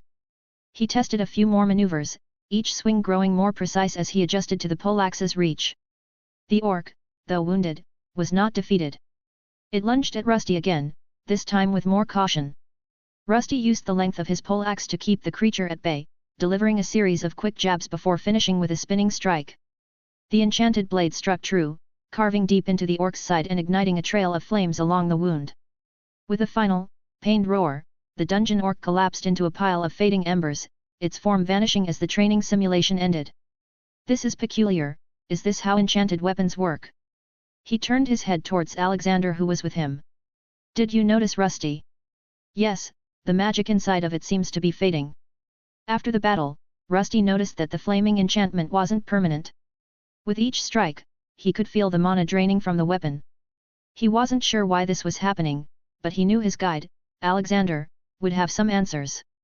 If enchanted weapons only lasted for a short time, they wouldn't be very useful. Enchanted weapons come in different types, some have permanent enchantments, but those are rare and require high-tier materials and expert craftsmanship. Most, like yours, have temporary effects that drain mana charges with each use. "Mana charges?" Rusty asked, eyeing the poleaxe in his hand. "Yes. Once the charges are depleted, the enchantment stops working. But that doesn't mean the enchantment is gone. You just need to recharge it or use your own mana to activate it. Try it now, put some of your mana into the weapon. Even if it isn't fully used up, you can still use it together with your mana." Rusty nodded and focused, channeling a small portion of his mana into the poleaxe. The moment his energy entered the weapon, the engraved symbols along the blade pulsed faintly before reigniting with their previous glow. A subtle warmth spread from the weapon's core, signaling that the enchantment had been activated. "But, it doesn't seem that the enchantment is recharging?" Rusty asked as he noticed that even if the weapon activated by using his own mana, the amount of mana that had been previously stored had not been refilled. "That's true, only an arcane craftsman can recharge an enchantment on the weapon, or you can do it with a specialized item, like that talisman you used."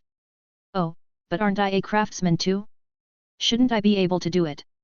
"Well, probably not at the moment, you lack some core skills like basic mana manipulation." "That skill again?" Rusty knew this skill was essential for casting spells, but for now, he only possessed mana sense. He could see the flow of mana but couldn't manipulate it.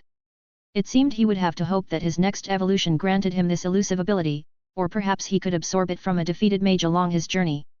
With a sigh, he returned to the forge, spending the next few days working on Gleam's armor. Rusty worked tirelessly in the forge, hammering, shaping, and refining each piece of Gleam's armor with meticulous care. The twilight steel, though challenging to mold, responded well to his expertise. He constantly referred to the schematics, ensuring every joint and plate allowed for maximum mobility while providing the best possible protection. He had also taken Aberden's earlier words into account and decided to add a small aesthetic touch, etching delicate swirling patterns along the plates that resembled some flowers he had seen out in nature. Soon after the process of reforging began, and while he could smelt down old iron blades, there was no need as thanks to the Soul Forge, which provided him with an unlimited supply of steel ingots. He practiced using the smelter for future reference but soon returned to working with the ingots, knowing he was short on time. Days turned into weeks as he remained focused on expanding his arsenal. Though he had his enchanted polearm, he wanted a variety of weapons suited for different enemies, along with various shield types to complement them. As Rusty finished the last set of weapons and armor, he took a step back to admire his handiwork. The forge had been both his sanctuary and his proving ground, pushing his skills beyond what he had ever thought possible. You've improved, Rusty. Not just in skill but in understanding. Crafting isn't just about function, it's about intent. You're starting to grasp that. Just as Alexander finished the sentence, the Soul Forge started quaking. It seemed that the time had come to an end. He had stayed here a bit longer than previously and the biggest change was the summoning chamber. However, it had not activated again to allow him to gain more rewards. Now it was time to return and he could not wait to inhabit his new body and resume his real life together with Gleam. Well, I'll see you two outside, he said to his two guides before walking towards the 3 suits of armor that were presented to him. He touched the middle one and his connection to his current form started to fade and transfer to the new steel shell. Gleam perched on a nearby table, her antennae twitching as she observed Rusty's unmoving body. The eerie silence of the hidden chamber was broken only by the faint hum of latent magic. Then, without warning, his frame began to tremble. She chirped in alarm and leapt back as Rusty's iron body convulsed, cracks forming along its surface. A soft glow emanated from within, flickering between shades of deep purple and silver. The transformation had begun. Rusty's armor shifted, the old iron plates shedding like molted skin, revealing a refined, gleaming metal beneath, twilight steel, an improved alloy infused with both shadow and light. Ethereal wisps danced along the edges of his plating for a moment, giving him an almost spectral appearance. Gleam chirped in awe, her eyes reflecting the glow of the new body. Rusty slowly lifted a hand, flexing his fingers as he adjusted to the changes. His frame felt lighter yet more resilient, the magic coursing through him more potent than ever before. Gleam cheered, fluttering closer as she examined his new form. The changes were minimal but it was clear to her that her friend was now a lot stronger. The helmet was slightly more angular and the plating a bit thicker. Rusty turned his gaze to her and once his sight returned he spoke out. Gleam, I'm back. Rusty looked at his friend whom he had not seen in months. He wasn't sure how long he was gone for but now he was back and their adventure could resume. As he adjusted his new body he felt stronger, faster, and more dexterous. The twilight steel shimmered under the light of the chamber that Gleam conjured up. My shell hasn't changed much but it does feel a lot better. How does my status look though? Quickly he brought up his status screen to see what he was working with. Only after inhabiting this steel alloy form could he glance over his stats and he noticed a few things that were out of place. Name: Rusty. Classification: Twilight Steel Armor E++ L1. Type: Magical/Inorganic. Hit points HP: 361/361. Magic points MP: 283/283. Special points SP: 70/70ths. Strength: 150 E++++. 6. Agility: 127 E+. Dexterity: 126 E+. Constitution: 150 E+++. 11. Intelligence: 131 E+. Wisdom: 133 E+. Willpower: 132 E+. Durability: D. First of all, a few of his stats seemed to have reached the limit of E rank. Constitution and Strength had always been his top stats, and both were now at 150. It was already clear to him that E rank stats were divided by increments of 50 points, whereas when he was an F rank creature, that number had been 33. However, some strange brackets appeared next to those two capped out stats, perhaps indicating that he had more of them than met the eye. I should probably ask Aberden and Alexander for advice, but first. Just like before, he should have received one more skill. He had gained Mana Sense previously and had hoped that this time, he would obtain a skill that would allow him to cast spells like Gleam. However, upon glancing at his system screen, he was disappointed to find an entirely new skill, one that had nothing to do with mana at all, but with fear. Basic Terror Aura. Active skill. When activated, this skill generates a region around the user that terrifies their foes. Enemies unable to resist its effects will be rooted in place for a short duration. It could be useful, I suppose. In short, this was a crowd control skill that would allow him to momentarily stun enemies around him. He assumed it would only last for a second or two and was likely more effective against weaker foes, as stronger ones with high willpower would probably resist its effects. I'll need to test it against some goblins perhaps. Oh sorry Gleam, I was just looking through my skills. As he was going through his status screen, he noticed that Gleam was staring at him with intent. Speaking of which, how long was I gone? Previously, he had no way of telling how long his evolution had taken, but with Gleam watching over his body, the mystery could finally be solved. Oh, it was a whole day.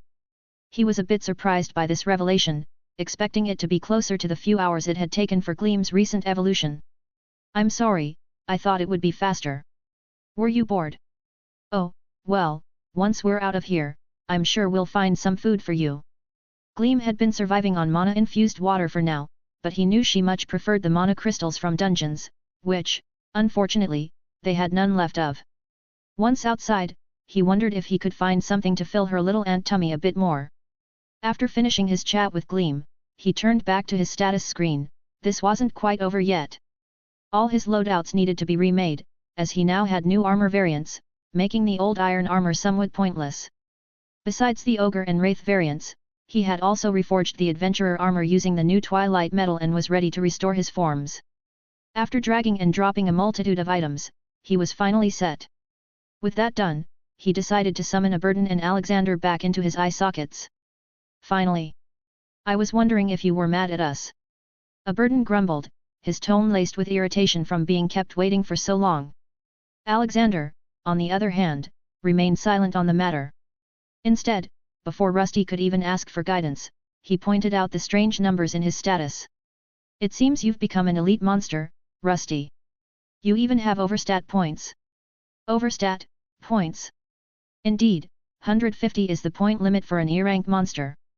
Normally it is a barrier that can never be crossed. Rusty listened with interest and interjected before Alexander could continue.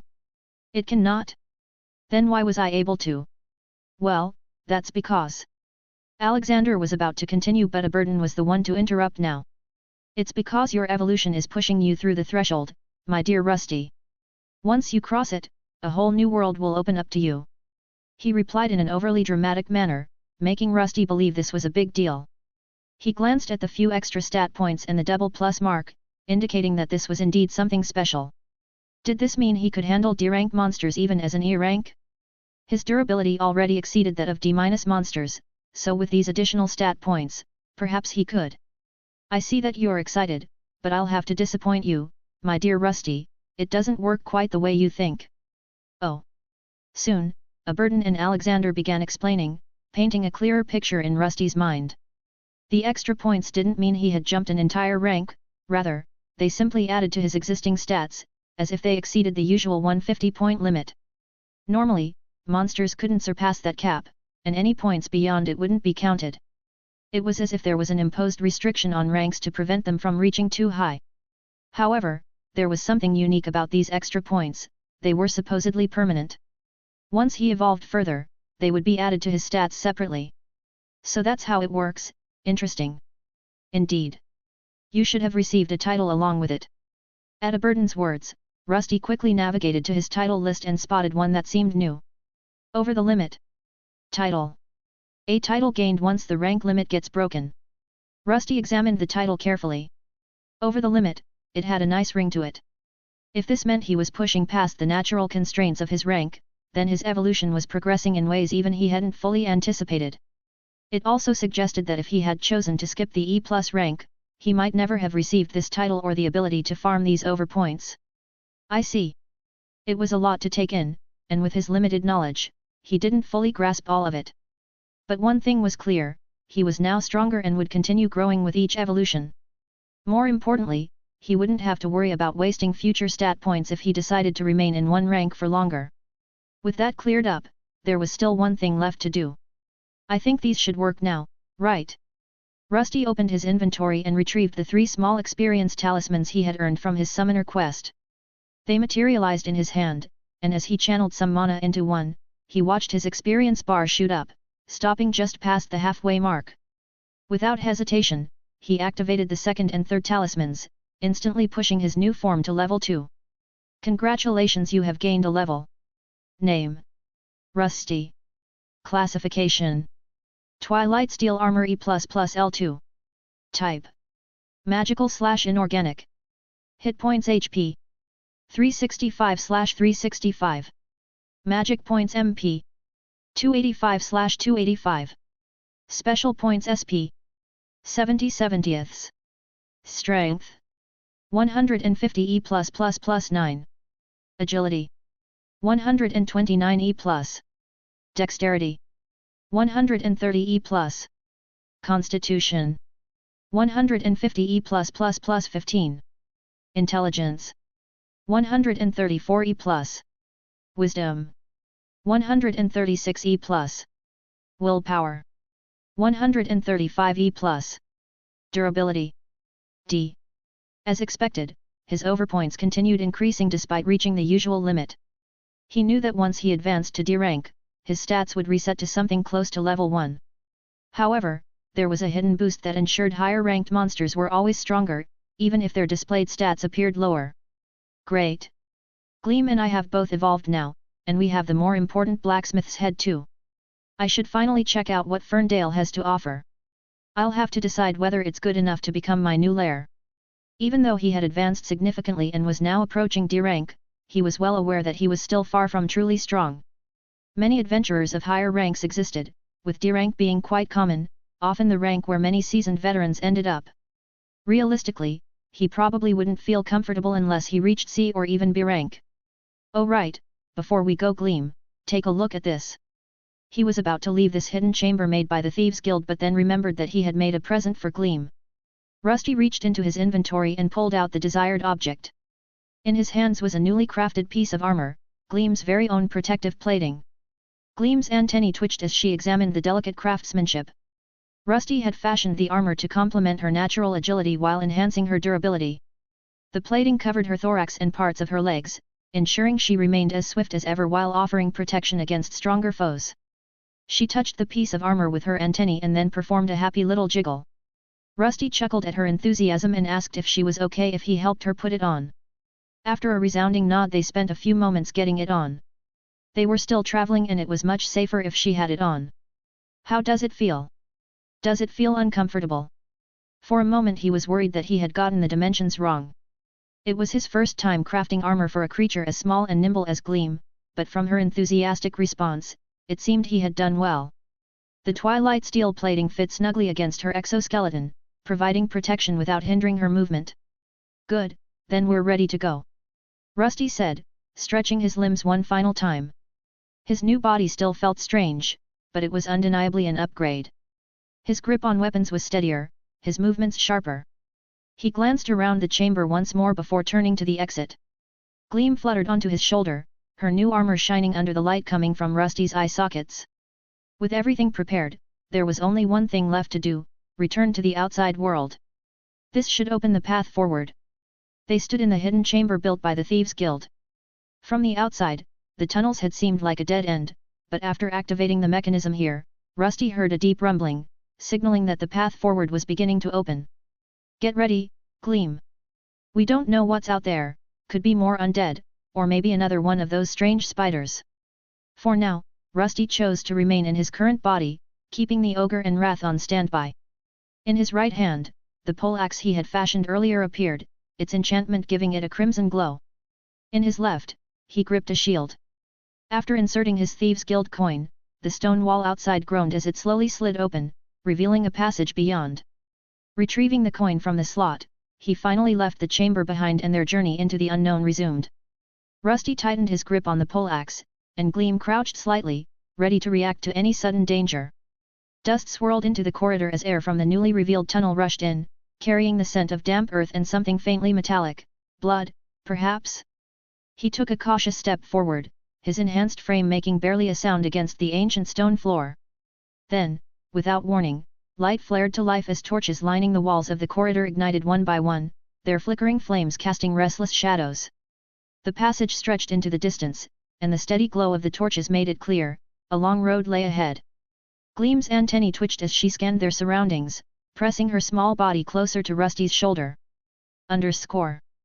You don't like it either. The two stopped for a moment, waiting for the rumbling to subside, their gazes fixed on the distant passage ahead. Aberdan and Alexander remained silent as the quartet listened intently. Then, just as expected, something stirred in the darkness.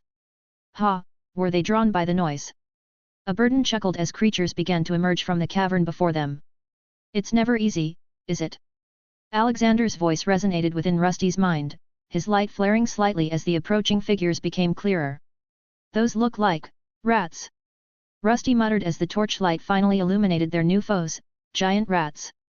A swarm of them scurried forward, their numbers stretching into the shadows beyond. Their sizes varied, some no larger than a housecat, others as big as a large dog. Foam dripped from their gaping maws, their jagged yellow teeth gleaming as they let out sharp, menacing squeaks. Impudent. Rusty chuckled slightly, nearly laughing at Gleam's odd word choice, but there was no time to dwell on it. While the rats had numbers on their side, that was all they had. Rusty stepped forward, poleaxe in hand, eager to test his newly enhanced body. Grak. This has to be the last one, right? It does look bigger than the others, it might be their leader. Rusty responded to Gleam as he looked at a rather enlarged rat. Both of them had been battling a small swarm of monster rodents while trying to get to the other side of this tunnel. He adjusted his grip on the poleaxe, his stance firm as he eyed the last remaining giant rat. It was larger than the others, nearly the size of a bear, with matted black fur and deep scars running along its body. Its beady red eyes locked onto him with a feral intensity, saliva dripping from its jagged teeth. This was no ordinary rat, it was stronger, more experienced, likely the alpha of the swarm. However, this wasn't their only problem, as behind them, a different scene was unfolding. Dozens of smaller rat bodies littered the ground, and beyond them, creatures from the forest had arrived, the same spiders they had encountered while searching for a body to possess. It seemed these monsters had been drawn either by the scent of battle or the cries of the rats as they fell. Gleam leaped down from his shoulder, landing in front of two of the spiders. Her rank had risen to E, putting her on equal footing with them. Though her body was smaller, she had her armor and magical abilities to rely on. You'll handle this? Are you sure? I'm not doubting your skills, but be careful.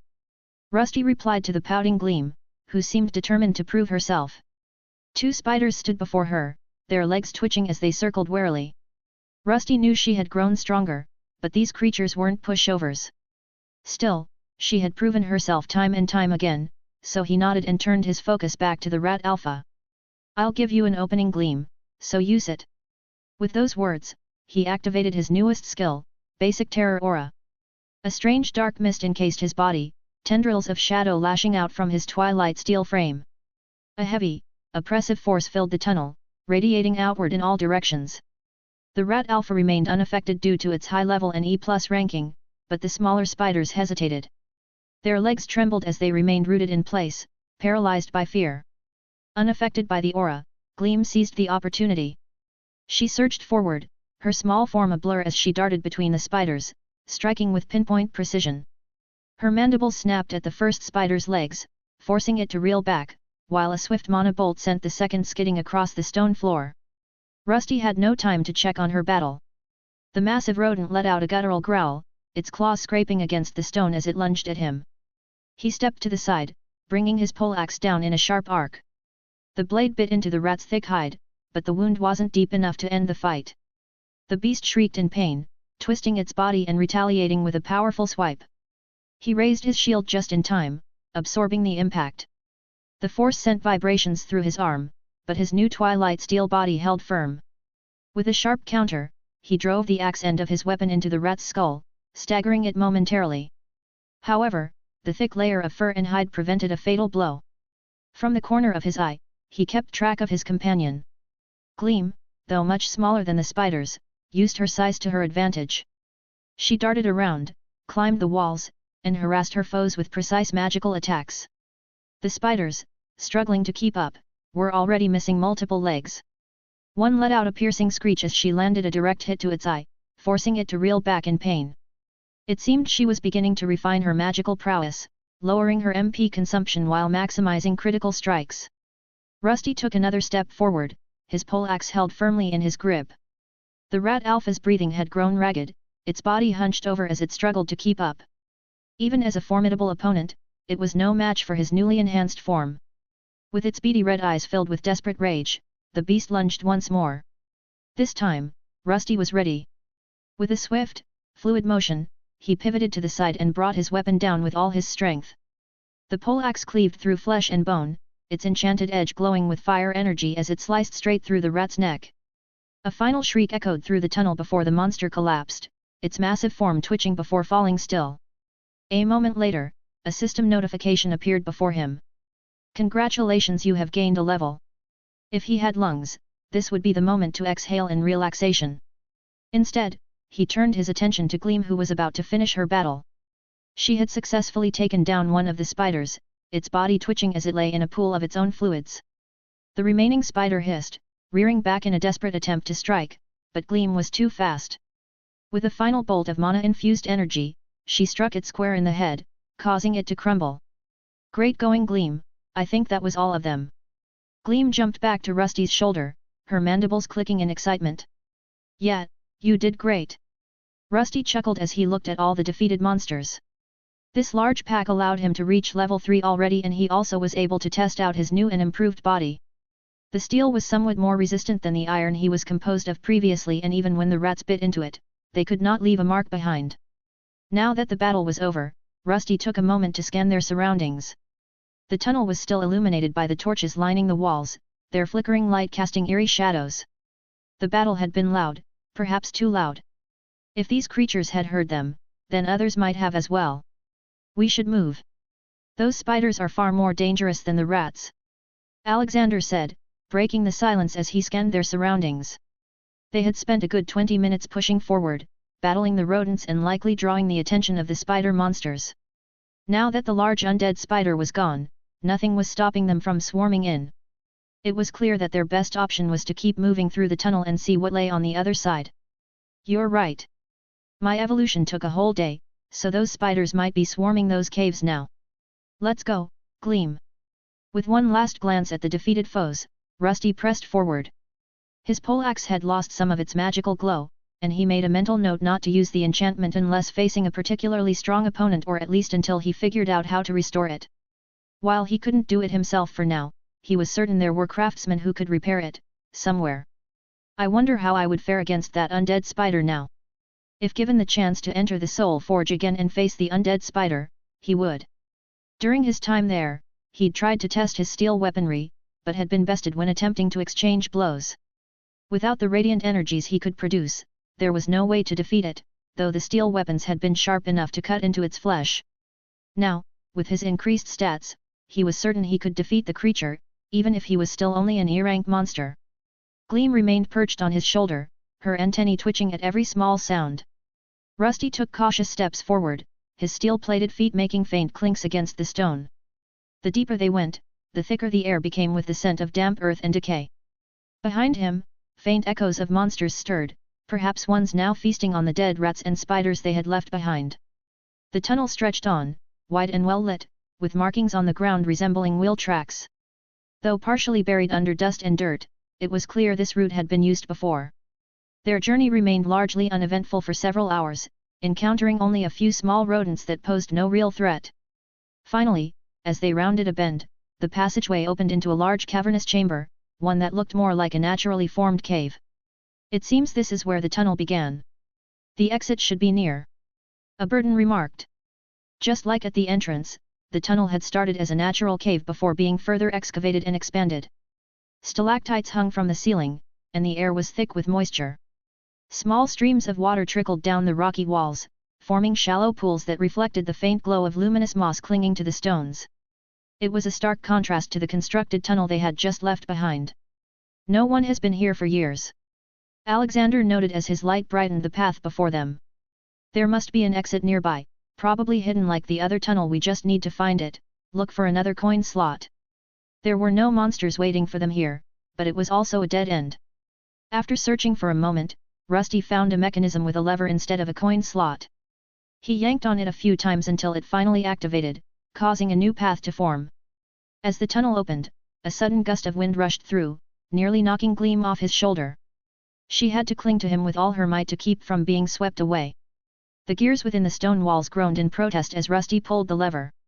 Dust cascaded from the ceiling as the mechanism slowly engaged. Then, with a loud click, the wall before them began to shift. A section of rock receded, revealing a narrow passageway that led into darkness. A cool breeze drifted through, carrying the scent of pine and damp earth. This must be it. The exit. Gleam chittered in agreement, her antennae twitching as she sensed the fresh air. With a final glance at the cavern they were leaving behind, Rusty led the duo forward. The passage was wide enough for one carriage to slip by. The stone walls bore signs of erosion, with roots snaking their way through the cracks, hinting at the forest that lay beyond. After a short walk, the passageway widened before sloping upward. Light peeked through a jagged opening ahead. Rusty pressed onward, and soon they emerged into the outside world. Their adventure through the caverns and the spider-infested forest had finally come to an end. Before them stretched a sparse forest, bathed in the soft glow of the late afternoon sun. It was a stark contrast to the shadowy woodland they had left behind. Here, the canopy was thinner, allowing sunlight to filter through with ease. In the distance, the cheerful sounds of chirping birds and rustling deer filled the air. It was clear this place was free of monstrosities. After all, ordinary wildlife would not be so lively in the presence of such threats. "I think we made it, but where are we, exactly?" Alexander asked the group. Realistically, though, only one person here was likely to have the answer. "If you ask me, we might not be far from our destination, my dear Rusty. How about we head there? I have a good feeling about this." Aberdan replied, his black light glowing faintly in Rusty's left eye socket. "Just watch your step. We may encounter some of the intelligent races here, but perhaps we could secure you a second body if we did." "We will secure it in a different way. Stop giving him bad ideas, Aberdan. It's still better than wasting our time with corpses." Rusty nodded and immediately switched to one of his alternate loadouts, transforming into his adventurer armor. This version had been upgraded with Twilight Steel, far superior to his standard set. His survival was the priority, after all. Gleam assisted by casting a silencing spell, and together, they moved forward cautiously, keeping their guard up. If any adventurers spotted a living armor monster wandering through the forest, they certainly wouldn't just let him pass without question. Once he had settled on his equipment, he continued on his way with Gleam still perched on his shoulder. As long as people thought that he was an adventurer, then his ant friend would just be seen as a tamed monster. Soon, after passing through several trees and bushes, they arrived at a clearing. There he saw something in the distance, a dirt road along with a crooked signpost. The carver letters were worn, but one direction was unmistakably marked with a faded inscription that read something like Ferndale, followed by an arrow pointing left, while another arrow pointed right toward another city. Ferndale. That's the settlement we were aiming for, right? I'm glad you remembered. I hope you realize we only made it here thanks to my impeccable pathfinding skills." Aberdan cackled within Rusty's left eye socket, clearly proud of his accomplishment. While the tunnel they had taken was unexpected, their original plan had been to cross the forest and reach the road leading to Ferndale. Rusty ignored his companion's boasting, instead recalling what he had heard about the settlement. Ferndale was said to be in a promising yet dangerous region. It lay near lands swarming with orc tribes and barbarian clans, making it a risky place to settle. The dungeon there was unexplored and treacherous. However, for someone like Rusty, who sought to grow stronger, such turmoil was an opportunity. He did not need food or sleep, he could hunt endlessly, waiting for the right moment to strike. The only real challenge was securing a safe place to return to. If he had not discovered that crystal cave where he had taken Gleam, he might not have even made it this far. Now, all that remained was to continue trekking toward Ferndale. "How far is it from here?" "Shouldn't be too far. At your pace, we should reach it in a few days, that is, if nothing stops us along the way." They all turned their gazes toward the road stretching into the distance. Above them, dark clouds gathered, storm winds howling in the direction they were heading. "Maybe you should get inside of my armor, Gleam." The night was thick with tension as Edmund and his group crouched at the edge of the orc camp. Torches flickered, casting long shadows against the crude wood and palisades that surrounded the encampment. The orcs were loud, their voices echoing through the night as they feasted and sharpened their weapons. The stench of unwashed bodies and charred meat filled the air, making Edmund's stomach churn. "We stick to the plan," whispered Mikhail, their leader, his voice barely audible over the distant crackling of fire. "We get in, free the captives, and get out before they notice." "Are you sure this is a good idea? What if they spot us?" Edmund asked, peering through the camp. The orcs weren't paying close attention, but their numbers were overwhelming. If they were spotted, the 5 of them wouldn't stand a chance in a fight. Mikhail shot Edmund a glare, his expression clearly showing annoyance. "If you're so scared, why'd you even come along?" Edmund clenched his jaw but said nothing. He had come for glory, to prove himself. This was his moment. He forced down his nerves and tightened his grip on his sword. The plan was simple. An opening in the palisade, barely more than a gap, had been spotted during their scouting. If they moved quickly and quietly, they could slip through, reach the cages, and free the captives before anyone noticed. They moved like shadows. Edmund's heart pounded in his chest as they slithered between tents and past drunken orcs. The cages were at the far end of the camp, near a massive bonfire where several orcs were engaged in a brutal, drunken brawl.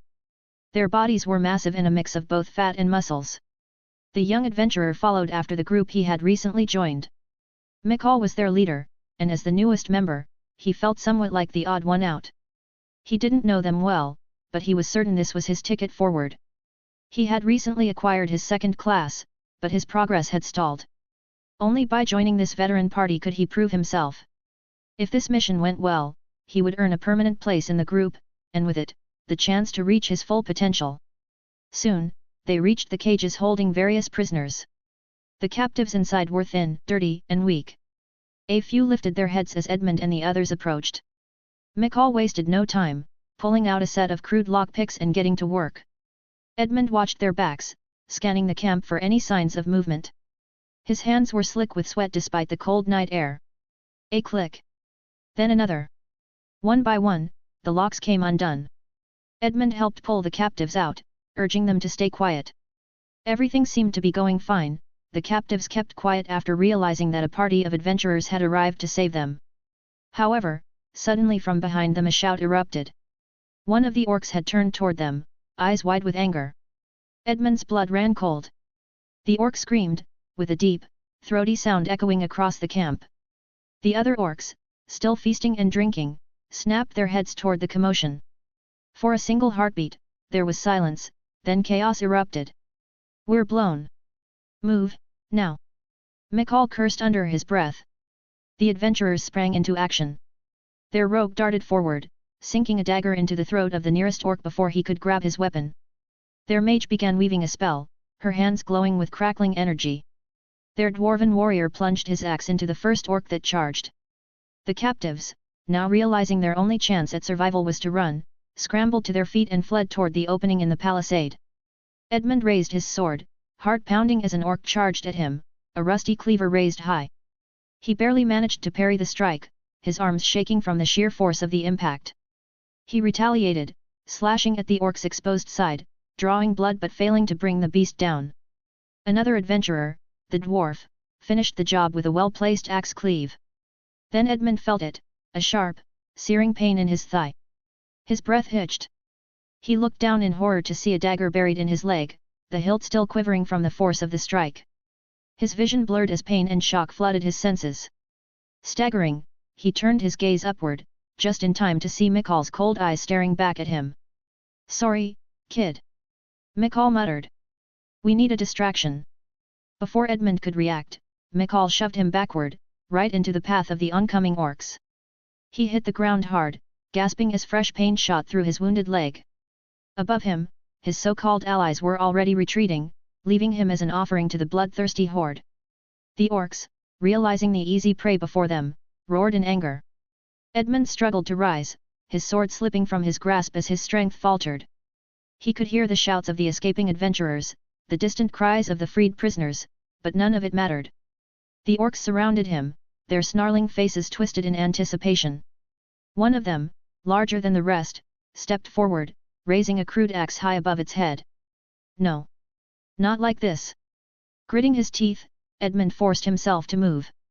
His hands found the hilt of his sword, and with a desperate cry, he swung at the nearest orc. The blade connected, slicing through flesh and muscle. The orc howled, staggering back, but another quickly took its place. A heavy boot slammed into his chest, knocking the wind from his lungs and sending him sprawling once more. This wasn't the end. No, it couldn't be the end, he told himself. His whole life flashed before his eyes, a life filled with nothing but the misery of an orphan with a dream. He had come here to change his fate. So how could this be the end? The betrayal. The pain. The humiliation. This would not be the last chapter of his story. He would survive. He would crawl out of this nightmare. And when he did, he would find Mikhail and the others. And he would make them pay. That's quite a strong will to live. This one almost turned into a vengeful undead spirit, probably would have, given a few more weeks. The left eye socket of the living armor pulsed while talking. The head is well preserved. And look, the adventurer's card is still intact. How lucky! Rusty stared at the severed head of the man once called Edmund. Using his possession skill, he peered into the memories left behind. This one was far more vivid than the last. The anger Edmund had felt toward Mikhail was almost palpable. It was worth leveling it up along our travels. I'm not sure about this one, Rusty, it seems to have a history. This time it was the right socket, pulsing with bright light. What's there to worry about? Just some weak adventurers, they probably won't even remember his face. Replied a burden, while Rusty wondered how the head ended up on top of a tree. According to the memories of the man named Edmund, he had been betrayed during a quest. Using his possession skill, Edmund's memories floated as lingering echoes in Rusty's mind. The last few hours of his life were startlingly vivid, his body was torn apart by orcs, and the orc leader's axe cleanly lopped his head off. Yet, what had once been the monster camp was gone. I wonder what happened to those orcs. They probably moved. Wild orcs aren't stupid, they knew more adventurers would be coming. I see. Wild monsters are certainly different from those in the dungeons. Rusty nodded at Alexander's explanation. It seemed these monsters employed basic tactics and survived by never staying too long in one place. While the intelligent races eventually formed large groups to defend themselves, the monsters countered by being constantly on the move, making it hard for their enemies to organize. As long as the orcs don't go out of their way to attack large settlements, not much will be done against them. That sounds rather inefficient. Why allow your enemy to prosper? Rusty asked Alexander, as he didn't understand why the people of this world would allow this to happen. They clearly had the manpower to get rid of the small camps of monsters.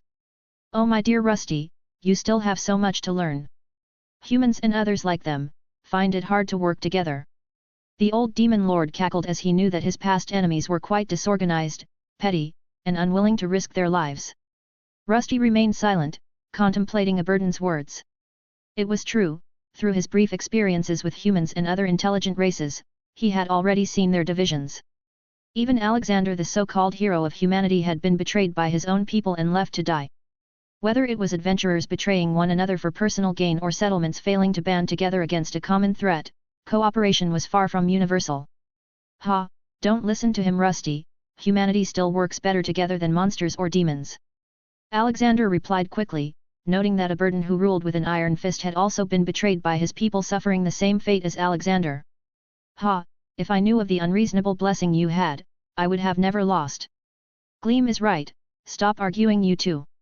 As you wish, my dear Rusty. After his two guides had settled down, he took the head of the man called Edmund and placed it into his armor. Previously in the Soul Forge, he had prepared a small shelf to place heads on so they wouldn't fall into his chest cavity. Once in place, he resumed using his possession skill to see if the head could talk. G, R, G, H, H, T, E, Ho, W, is this sounding right? After a few tries, he managed to communicate with the head perched on his shoulder. He could still feel the rage within it building, but eventually, that fury subsided enough to allow him full control. The orc camp was deserted, though some of the man's body parts lay scattered about, untouched by predators. With the head's help, he was able to pinpoint where they had ended up and even managed to acquire an E-rank adventurer card belonging to Edmund. Fortunately, the card showed that Edmund was a fighter, making it a perfect alter ego to adopt before he reached Ferndale. Is this normal? Rusty glanced down at the scattered body parts he had managed to gather, both of Edmund's hands, his left leg, and his right foot. He hadn't expected them to be of any use, but as he possessed the head, he felt a strange connection to the limbs. The hands, in particular, were remarkably well preserved, enough that he wondered if he could actually use them. The possession skill is a potent ability. As long as the body is nearby, you should be able to utilize its parts. A burden commented as he could also see the connection. That's neat. Rusty replied, picking up the hands from the ground. While he planned to keep his armor on at all times, there might come a moment when his humanity would be put to the test.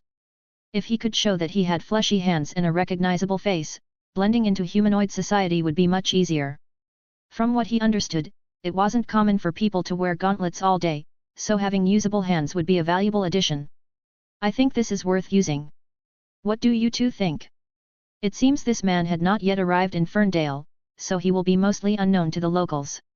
Also, it appears this incident happened a few weeks ago. Alexander responded. Rusty knew there was a risk of being discovered, but even if he ran into that party of adventurers, they didn't seem strong enough to challenge him.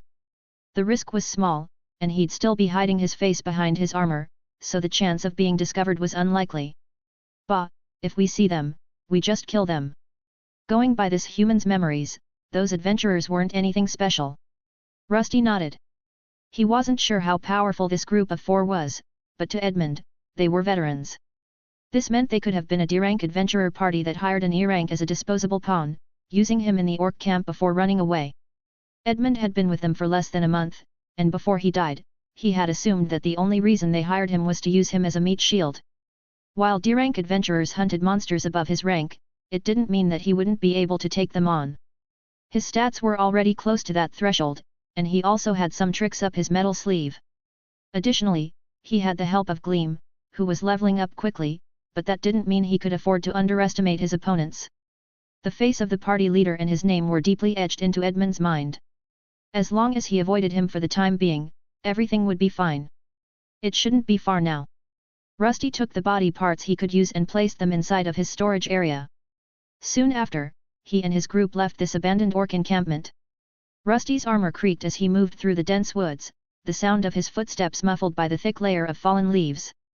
Gleam stuck to his shoulder as always, her silvery body reflecting the moonlight as they traveled through the night. The journey to Ferndale was a few days away, but Rusty wasn't worried. He had already memorized Edmund's memories, the faint echo of the young man's life still lingering in his mind. Edmund's memories also provided insight into the world of adventurers, tactics, behavior, and motivations. It was as if the man's lingering ghost was trying to feed him information to carry out his revenge. The experience was far more vivid to Rusty than it had been to Albert, his previous body, likely due to his possession skill leveling up recently. After a day, they reached a clearing. The trees parted to reveal a winding road, and in the distance, the faint outline of buildings could be seen. Ferndale. A troubled settlement filled with possibilities awaited him. There, he would build his first stronghold and further enhance his body. He was a monster, feared and hated by humans, but sometimes the best hiding place was in plain sight.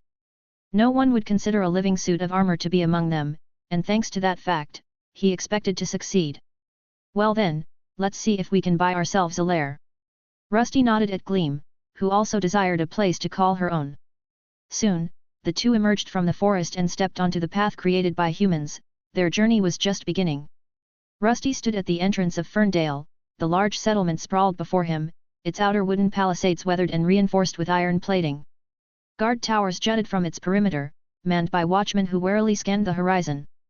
Beyond the walls, buildings of various sizes clustered together, constructed from stone and timber, their rooftops overlapped in dark, muted colors. Smoke curled from chimneys, and the air was mixed with the scent of burning wood and tanned leather. So this is it. Rusty stood in the distance looking at this potential new lair. The weather was cloudy, and a cold wind carried various scents that he could not really perceive. Gleam on the other hand, who was perched on his shoulder, seemed rather perturbed by it and turned her face away. The settlement of Ferndale was larger than he expected, but not quite a city. It was a fortified town, one that had been hardened by years of conflict. Rusty could see signs of wear and struggle everywhere. The walls had been patched in places where they had likely been damaged by attacks. Many buildings had reinforced windows with heavy shutters, some scarred by embedded arrowheads. A burden had informed him that to the east, orc encampments sprawled across the plains. The orcs were a constant threat, raiding and pillaging when the opportunity arose. To the north, the jagged peaks of the Stonefang Mountains loomed, home to barbarian tribes that descended from their frozen heights to pillage settlements and take what they pleased. Ferndale was caught between a rock and a hard place, its only saving grace being the dungeon at its center, the town's primary source of income. Despite the dangers, many still ventured here, undeterred by the risks. Most were low-level adventurers and soldiers seeking to make a name for themselves. The more established cities and settlements were difficult to rise through, overcrowded with those hoping for an easy path to success. For many, a perilous place like Ferndale was their only real chance at prosperity. They believed that, in time, the orcs and barbarians would be dealt with, and when Ferndale finally grew into a city, they would be there to reap the rewards. It's time. Let's go, Gleam, and whatever you do, don't attack them. Yes, even if they start it, those humanoid types can be hard to understand. After consulting his guides, they finally decided to approach the entrance gate. Gleam played the role of a tamed monster, a companion to Rusty's new adventurer persona, Edmund. Alexander had reassured him that everything would go smoothly, but Rusty couldn't shake his doubts. He still remembered his arrival at the last city, how uncertain and tense it had been. He could only hope this time would go as easily as they had planned. A line had formed at the entrance, much like the one at the previous city where he had rescued Gleam. However, this one moved a bit faster, and security didn't seem as strict. Despite the ever-present threat of orcs and barbarians, it appeared the guards weren't too concerned about any of them sneaking in. Fortunately, Rusty had something that would allow him to bypass an identification check money. Before he could speak to the guards, however, a commotion on the other side of the gate caught his attention. A figure came flying through the air and landed face first in the mud. "No, please, you can't do this to me. You know the rules, now get out and never come back." Rusty's gaze followed the poor soul who had just been thrown from Ferndale's gates. The man was covered in dirt, his ragged cloak barely clinging to his bony frame. He scrambled to his knees, his face contorted with desperation. "Please, I have nowhere else to go. I can work. I'll even clean the latrines, please," he pleaded, his voice hoarse and desperate. One of the guards, a burly man clad in chainmail with a thick, fur-lined cloak, spat onto the ground beside him.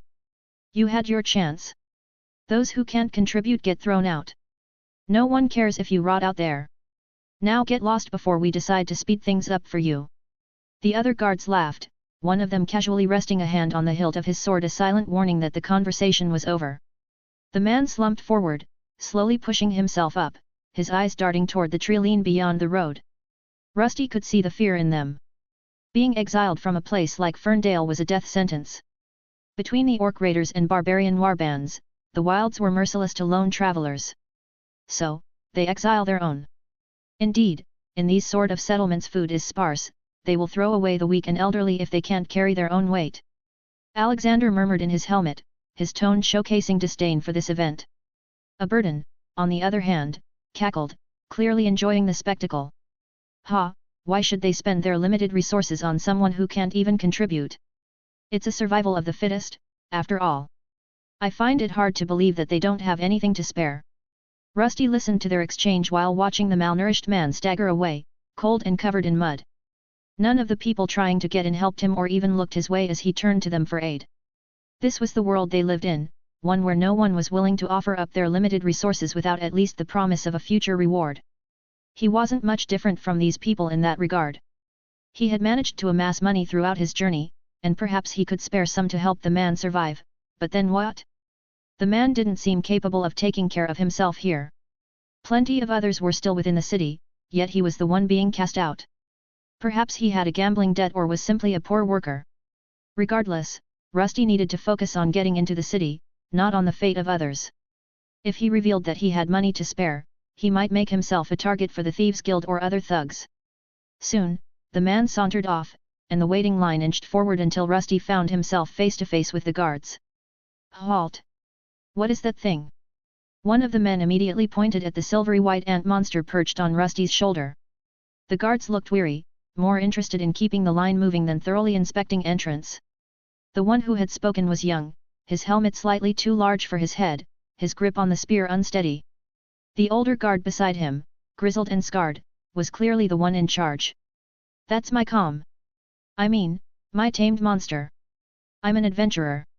Rusty replied smoothly, ensuring his voice carried the right amount of confidence.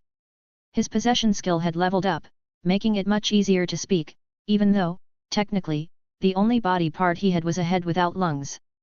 The magic within it somehow made speech possible, though he wasn't versed enough in its workings to understand how. The older guard squinted at Gleam, who tilted her head in what could almost be mistaken for curiosity. Tamed beast, hey? Never seen one like that before. She's a rare variant. Rusty said quickly, replying to get this over with. Got her in a dungeon. The older guard grunted but didn't seem eager to press further. Adventurer's card and your permit. Rusty hesitated. He'd known this was coming. Monsters like Gleam usually required official approval. The guild would need to identify and register her before issuing a permit. If a monster was deemed too dangerous, it would either be denied entry or required to be kept in restraints. Rusty planned to visit the city's guild eventually to get the necessary paperwork. But first, he had to find a way inside. While he had Edmund's old card from his remains, the man didn't own any tamed monster permits. Thus, instead of handing over that, he handed the soldier something different together with the card, a few well-hidden silver coins. The older guard barely glanced at the coins before making them disappear into his pocket with practiced smoothness. He looked at the adventurer's card for the briefest of moments before shoving it back into Rusty's hand without a second glance. Yeah, looks good enough. Go on in. The younger guard opened his mouth, perhaps about to object, but a sharp glare from his superior made him think twice. He simply stepped aside, letting Rusty through without another word. Rusty nodded and walked forward. Gleam stayed perched on his shoulder, watching the guards with her unblinking, curious eyes. He stepped past the wooden gates and into Ferndale proper, the air inside heavy with the mixed scents of sweat, iron, and the ever-present aroma of cooking meat. Does it really smell that bad? While Gleam wasn't too enthusiastic about the smell, they continued walking. Just like Alexander said, these people were a lot easier to bribe than the ones in the previous city. As long as he had his adventurer card and a bit of coin, he could probably resolve most situations. Inside the settlement, the streets were alive with movement. The main road was packed with traders peddling their wares, adventurers boasting of their latest exploits, and weary laborers moving carts laden with supplies. Blacksmiths worked at their forges, and the rhythmic clanging of metal on metal rang through the air. Stalls lined the roadsides, selling everything from weapons and armor to dried rations and medicinal herbs. Rusty's gaze drifted to a large building at the center of the settlement. It was made of heavy stone, its wooden sign displaying the symbol of crossed swords, a clear indication that this was the Adventurers Guild. That would be his first stop. He needed to establish himself within Ferndale and ensure his adventurer identity was fully legitimized. Even though he had bribed his way in, it was better to tie up any loose ends before someone started asking questions. As he walked deeper into the city, he took in more details. Armed guards patrolled the streets, their hands resting on their weapons as they kept a close eye on the people moving about. The buildings were sturdy but bore the scars of past conflicts, burn marks on wooden beams, hastily patched up holes in walls, and reinforced doors that hinted at past raids. Did the orcs do this, or the barbarians? For someone like Rusty, who hadn't spent much time in the human world, this was fascinating. At first, he had assumed that these humanoids were the strongest creatures around, capable of cutting through monsters like him with ease. But the more he explored the outside world, the more he learned. Even a massive settlement like this wasn't invincible, it could fall to monsters or rival humanoid tribes. The scars on the buildings hinted at past battles, proof that enemies had breached this deep into the city before. If Rusty were to make this place his new lair, he might have to defend it alongside the others. To the east, past the market, stood another heavily fortified section, one that was walled off from access. From what Rusty could recall from Edmund's memories, that was where the wealthier residents and high-ranking officials lived. It was guarded far more rigorously than the rest of the town, and only those with the right connections or enough money could pass through the checkpoint leading into that district. As Rusty moved toward the guild, he couldn't help but feel a small sense of satisfaction. He had successfully entered Ferndale, and now the next phase of his plan could begin. With a proper base of operations, he could start gathering resources, building his strength, and perhaps even finding a way to exert influence over this struggling settlement. That was easier than I expected. What should we do first? Rusty found himself in the center of the market square. While this city was new, it was designed similarly to the other one.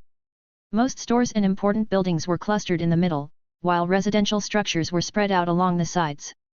The main difference here was the presence of numerous wooden palisades acting as temporary barriers.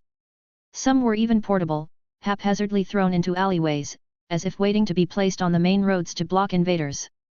Well, I propose we sort the guild out first and get Gleam registered to Edmund's adventurer card. They probably won't ask you for proper identification in a place like this. There were a few things Rusty needed to accomplish here, but the most important was establishing a base of operations to grow stronger. He was still quite weak, and in a world dominated by others, he needed to remain hidden. Instead of wandering the forests like a monster, he chose to hide in plain sight within one of these settlements. Even the orc tribes had to stay on the move to avoid being hunted by humanoid armies, and if he wasn't careful, he would eventually face the same fate. The world was filled with D-rank and higher monsters, as well as adventurers, and without a plan, it would only be a matter of time before he met his end. Still, he needed to determine whether this place was worth his time. To do that, he had to visit the nearby dungeon and assess its potential. If the monsters were too weak to provide him with sufficient experience, he would have to find another location to settle in. Once that was confirmed, his next move would be to purchase a house and convert it into a smithy, allowing him to amass more resources. His system granted him the ability to copy wares using SP, enabling him to generate money quickly, money he intended to invest in better materials to enhance his metallic body.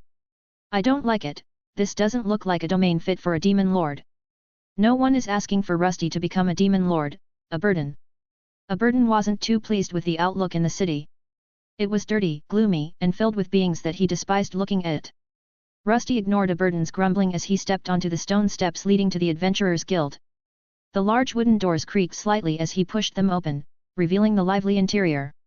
The inside was exactly as he expected, rows of wooden tables filled with adventurers in various states of debauchery, some boasting of recent conquests, others nursing drinks or inspecting their weapons. A massive board dominated one side of the room, covered in bounty notices and quest postings. The reception desk at the back had several attendants, one of whom was arguing with a man in battered armor. Gleam tensed slightly on his shoulder but remained still, wary of the many gazes falling upon her and Rusty as they entered. Some adventurers barely glanced their way, while others gave longer, scrutinizing looks at the strange silvery white ant monster perched beside him. For a moment, silence fell over the spacious guild building. All eyes were fixed on a large armored man and the strange silver ant perched on his shoulder. Time seemed to stand still as countless gazes bore down on the peculiar duo. But soon enough, people began turning away. A man in armor with a monster on his shoulder wasn't such an unusual sight in these parts. Even now, several other tamed beasts roamed the area, some being registered at this very moment. Rusty, start moving.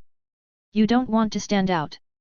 Alexander whispered, his glowing orb located in the chest cavity and hidden away by thick cloth to not shine through his armor. Ah, sure. Rusty hesitated, momentarily stunned by the attention. For an instant, he feared his identity had been exposed and considered making a run for it. Before entering the guild, he had a burden scout for possible escape routes and hiding spots in case something went wrong. If he was discovered, he would simply execute the same strategy as last time. Gleam was small enough to slip between buildings, and he could hide on her head. As long as his helmet remained intact, he would survive. But the moment passed, and the guild returned to its usual clamor. Conversations resumed, and adventurers turned back to their drinks, food, and quests. Rusty quickly stepped toward the reception desk, his boots clanking slightly against the wooden floor. As in other guilds, a line had already formed. While waiting, he glanced at the notice board, curious about the available quests. As he scanned the parchments and monster illustrations, Gleam shifted slightly on his shoulder. Like him, she was still young, and this was her first time inside an adventurer's guild without being confined to a cage. Rusty could sense her unease. After being locked up for over a month, she wasn't exactly thrilled to be in a similar place. He felt the tension in her tiny body, but registering her with the guild was necessary to make their team official. On the board, he spotted drawings of orcs alongside the faces of humanoid beings that resembled humans. One, in particular, caught his attention, a bald man covered in tattoos and scars, with a bounty of several gold coins. It appeared to be a wanted poster, likely for a criminal or perhaps one of the barbarian leaders roaming the mountain range. The rewards here seemed higher than in the previous city, but that also meant the quests were likely far deadlier. He approached the reception desk and waited for his turn. The guild worker, a woman with short auburn hair and sharp eyes, finished dealing with the previous adventurer before turning to him. Her expression was one of mild disinterest, likely used to dealing with all sorts of odd adventurers on a daily basis. Next. What do you need? Rusty focused on his possession skill. The head within his armor was still hidden from view, but he was ready to identify himself to this woman if the need arose. I need to register my tamed monster under my adventurer card. The receptionist's gaze flickered to Gleam, eyes narrowing slightly before she reached for a small stack of forms. What species is it? A rare dungeon variant. Found her in the depths of an unexplored cavern. He tried keeping it vague as he did not wish to reveal Gleam's true identity. He knew that she was a rare type of monster that could potentially entice thieves. The woman gave him a skeptical glance but didn't press the matter. Instead, she took out a magical item, a pair of large square glasses, and put them on. A faint glow flickered across the lenses as she studied the small ant-like creature perched on Rusty's shoulder. I see. It seems to be a docile creature. Please wait a moment, I'll begin the registration. I'll need your adventurer card. Of course, here. Rusty handed over his new adventurer card that used to belong to Edmund the E-rank adventurer. After she confirmed that the card was real, she started filling out some paperwork which she handed soon after. Please go through that door and give this document to the person there. Ah, thank you. It seemed this wasn't quite over, but things were going smoothly. His identity remained intact, and it was clear that security here wasn't as strict. The woman hadn't attempted to verify his identity or confirm whether he was Edmund. It was apparent that people in this guild didn't concern themselves much with the possibility of a low-rank adventurer's identity being stolen, or perhaps they simply had more important matters to deal with. After stepping away, he followed the receptionist's directions and walked toward the door she had pointed out. Above it, an emblem resembling a wolf was carved into the wood, likely indicating that this area dealt with beasts and pets. Rusty pushed the door open, revealing a smaller, more private room. Inside, a man sat behind a desk piled high with stacks of parchment and ink bottles. His long grey hair was tied back into a messy ponytail, and his round spectacles rested slightly askew on his nose. Degree. Rusty felt Gleam shiver the moment she saw the man. It seemed he reminded her of the one who had kept her locked up in the other adventurer guild. He gently patted her abdomen, trying to reassure her, she needed to go through registration, whether she liked it or not. Ah! Monster registration? Do you have the papers? The man identified the issue rather quickly and instantly asked for Rusty to hand over the parchment that the woman had given him earlier. Rusty nodded and placed the parchment on the desk. The old man adjusted his glasses, muttering something under his breath as he picked up the document and skimmed through the details. His fingers tapped rhythmically against the wooden desk as he reached for a quill and began writing on another form. Gleam remained tense, her small legs gripping Rusty's shoulder a little tighter than before. After a moment of scribbling, the man finally looked up and gestured toward a small stone platform in the corner of the room. Place your monster there. I need to perform the alignment. Alignment? Rusty asked, not really knowing the procedure. Alexander informed him before that some type of magical device would be used, but he didn't know how exactly it functioned. Is this your first time registering a monster? Yes. The man pointed to a metallic plate on the ground, etched with strange magical runes and circles. Gleam didn't seem too happy about the idea, but the old man quickly explained. Don't worry. This process links your monster's mana marker to your adventurer card. It's a simple spell. Once complete, your card will emit a small chime whenever it's touching the monster's body. It was a straightforward explanation and an interesting system for identifying bonded creatures. Since it only attuned Gleam to his adventurer card and nothing more, Rusty saw no reason to refuse. After handing the man his adventurer card, he looked to Gleam, who didn't seem too happy about the idea. Ah, that's interesting. It won't hurt, right? Hurt? No, it's perfectly safe. The old man reassured him while taking the card and placing it in a special card outline slot on the same plate. Rusty carefully lifted Gleam from his shoulder and placed her onto the metallic plate. The small ant creature hesitated, her legs twitching as she tested the surface, but she remained still. The old man adjusted his spectacles and muttered an incantation under his breath. A faint blue glow emanated from the runes, forming a shimmering arcane circle beneath Gleam. The magic circle pulsed softly, casting shifting patterns of light onto the walls. Gleam tensed, her antennae twitching as the energy wrapped around her, but true to the old man's word, there was no pain. The glow coalesced into thin lines that snaked up toward Rusty's adventurer card, fusing into it with a soft chime before fading away. There. It's done. The old man adjusted his glasses again and took the card, giving it a once-over before handing it back. Your tamed beast is now officially registered under your adventurer card. As long as you have that card, it'll confirm your ownership should anyone question it. But remember, the monster is registered to your card. If anything happens to it, you'll have to report it. But, as long as you have that card, it'll confirm your ownership should anyone question it. Rusty nodded, recognizing this as both a crucial part of the system and one of its glaring flaws. If someone stole his adventurer card, they could, in a way, claim ownership of Gleam. While bonding and taming contracts existed, there were also items, like the ones he had acquired from the auction house, that could dissolve them. It was reassuring to know he could quickly report a stolen card to prevent Gleam from being registered under someone else's name. However, he had no intention of ever giving her up willingly. If such a situation arose, he would risk his life to protect her. Rusty accepted the card and glanced at it. The faint outline of a small creature, vaguely resembling Gleam, had been etched into the corner. He assumed that was the confirmation mark. Thank you. The old man nodded absently, already moving back behind his desk. Once there, he scribbled something again and handed him a note. It's your registration fee, please pay it before you return, and don't forget to renew the registration every year, the enchantment will dissolve by then.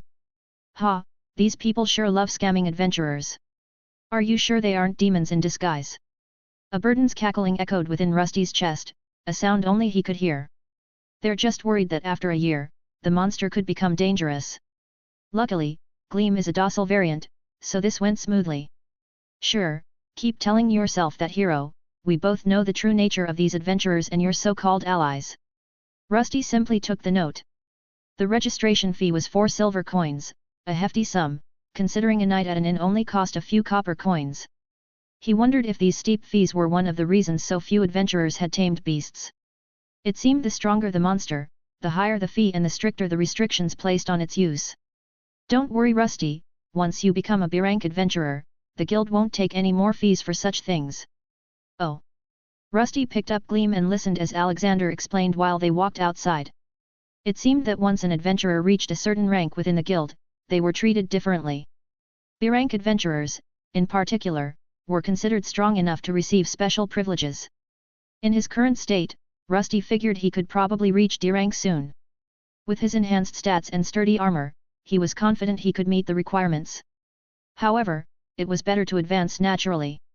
If the dungeon had enough monsters inside, he planned to return to the grind, just like in the past. And this time, with Gleam by his side, he had someone to level with and rise together. Once outside the room, he headed over to one of the booths to pay the fee. Just like in the other guild, it was behind some bars and he needed to drop the coins into a special shelf on the side. After parting with his silver coins, he left the guild building, his adventurer card now carrying the official registration mark for Gleam. The process had been relatively smooth, and he was relieved that no one had asked too many questions about his identity. With that task done, he turned his attention to his next objective, the town hall. If he was to establish himself in Ferndale, he needed a place to make his lair. A smithy would provide a good cover for his operation. A smithy would also provide a stable source of income and resources, allowing him to sustain himself and, more importantly, grow stronger. The Adventurers Guild was positioned close to the market, which made sense. Most adventurers would need supplies before heading out on quests, and having the guild nearby made it easier for them to pick up what they needed. The town hall, according to the directions he had picked up from the guards earlier, was farther west, situated in a slightly cleaner and more structured part of the settlement. This side looks a bit cleaner than the rest. He could instantly tell that this place was better defended and cleaner than the area around the Adventurers Guild. It seemed that merchants were living here, near City Hall, who were better off than most but not wealthy enough to reside in the higher district alongside the influential elites and noble leaders. Rusty adjusted his helmet as he made his way through the cleaner streets, his heavy boots clanking against the cobblestones. Gleam remained perched on his shoulder, her antennae twitching as she observed their surroundings. The buildings here were taller and better maintained, some bearing signs of businesses, tailors, scribes, and merchants dealing in rarer goods.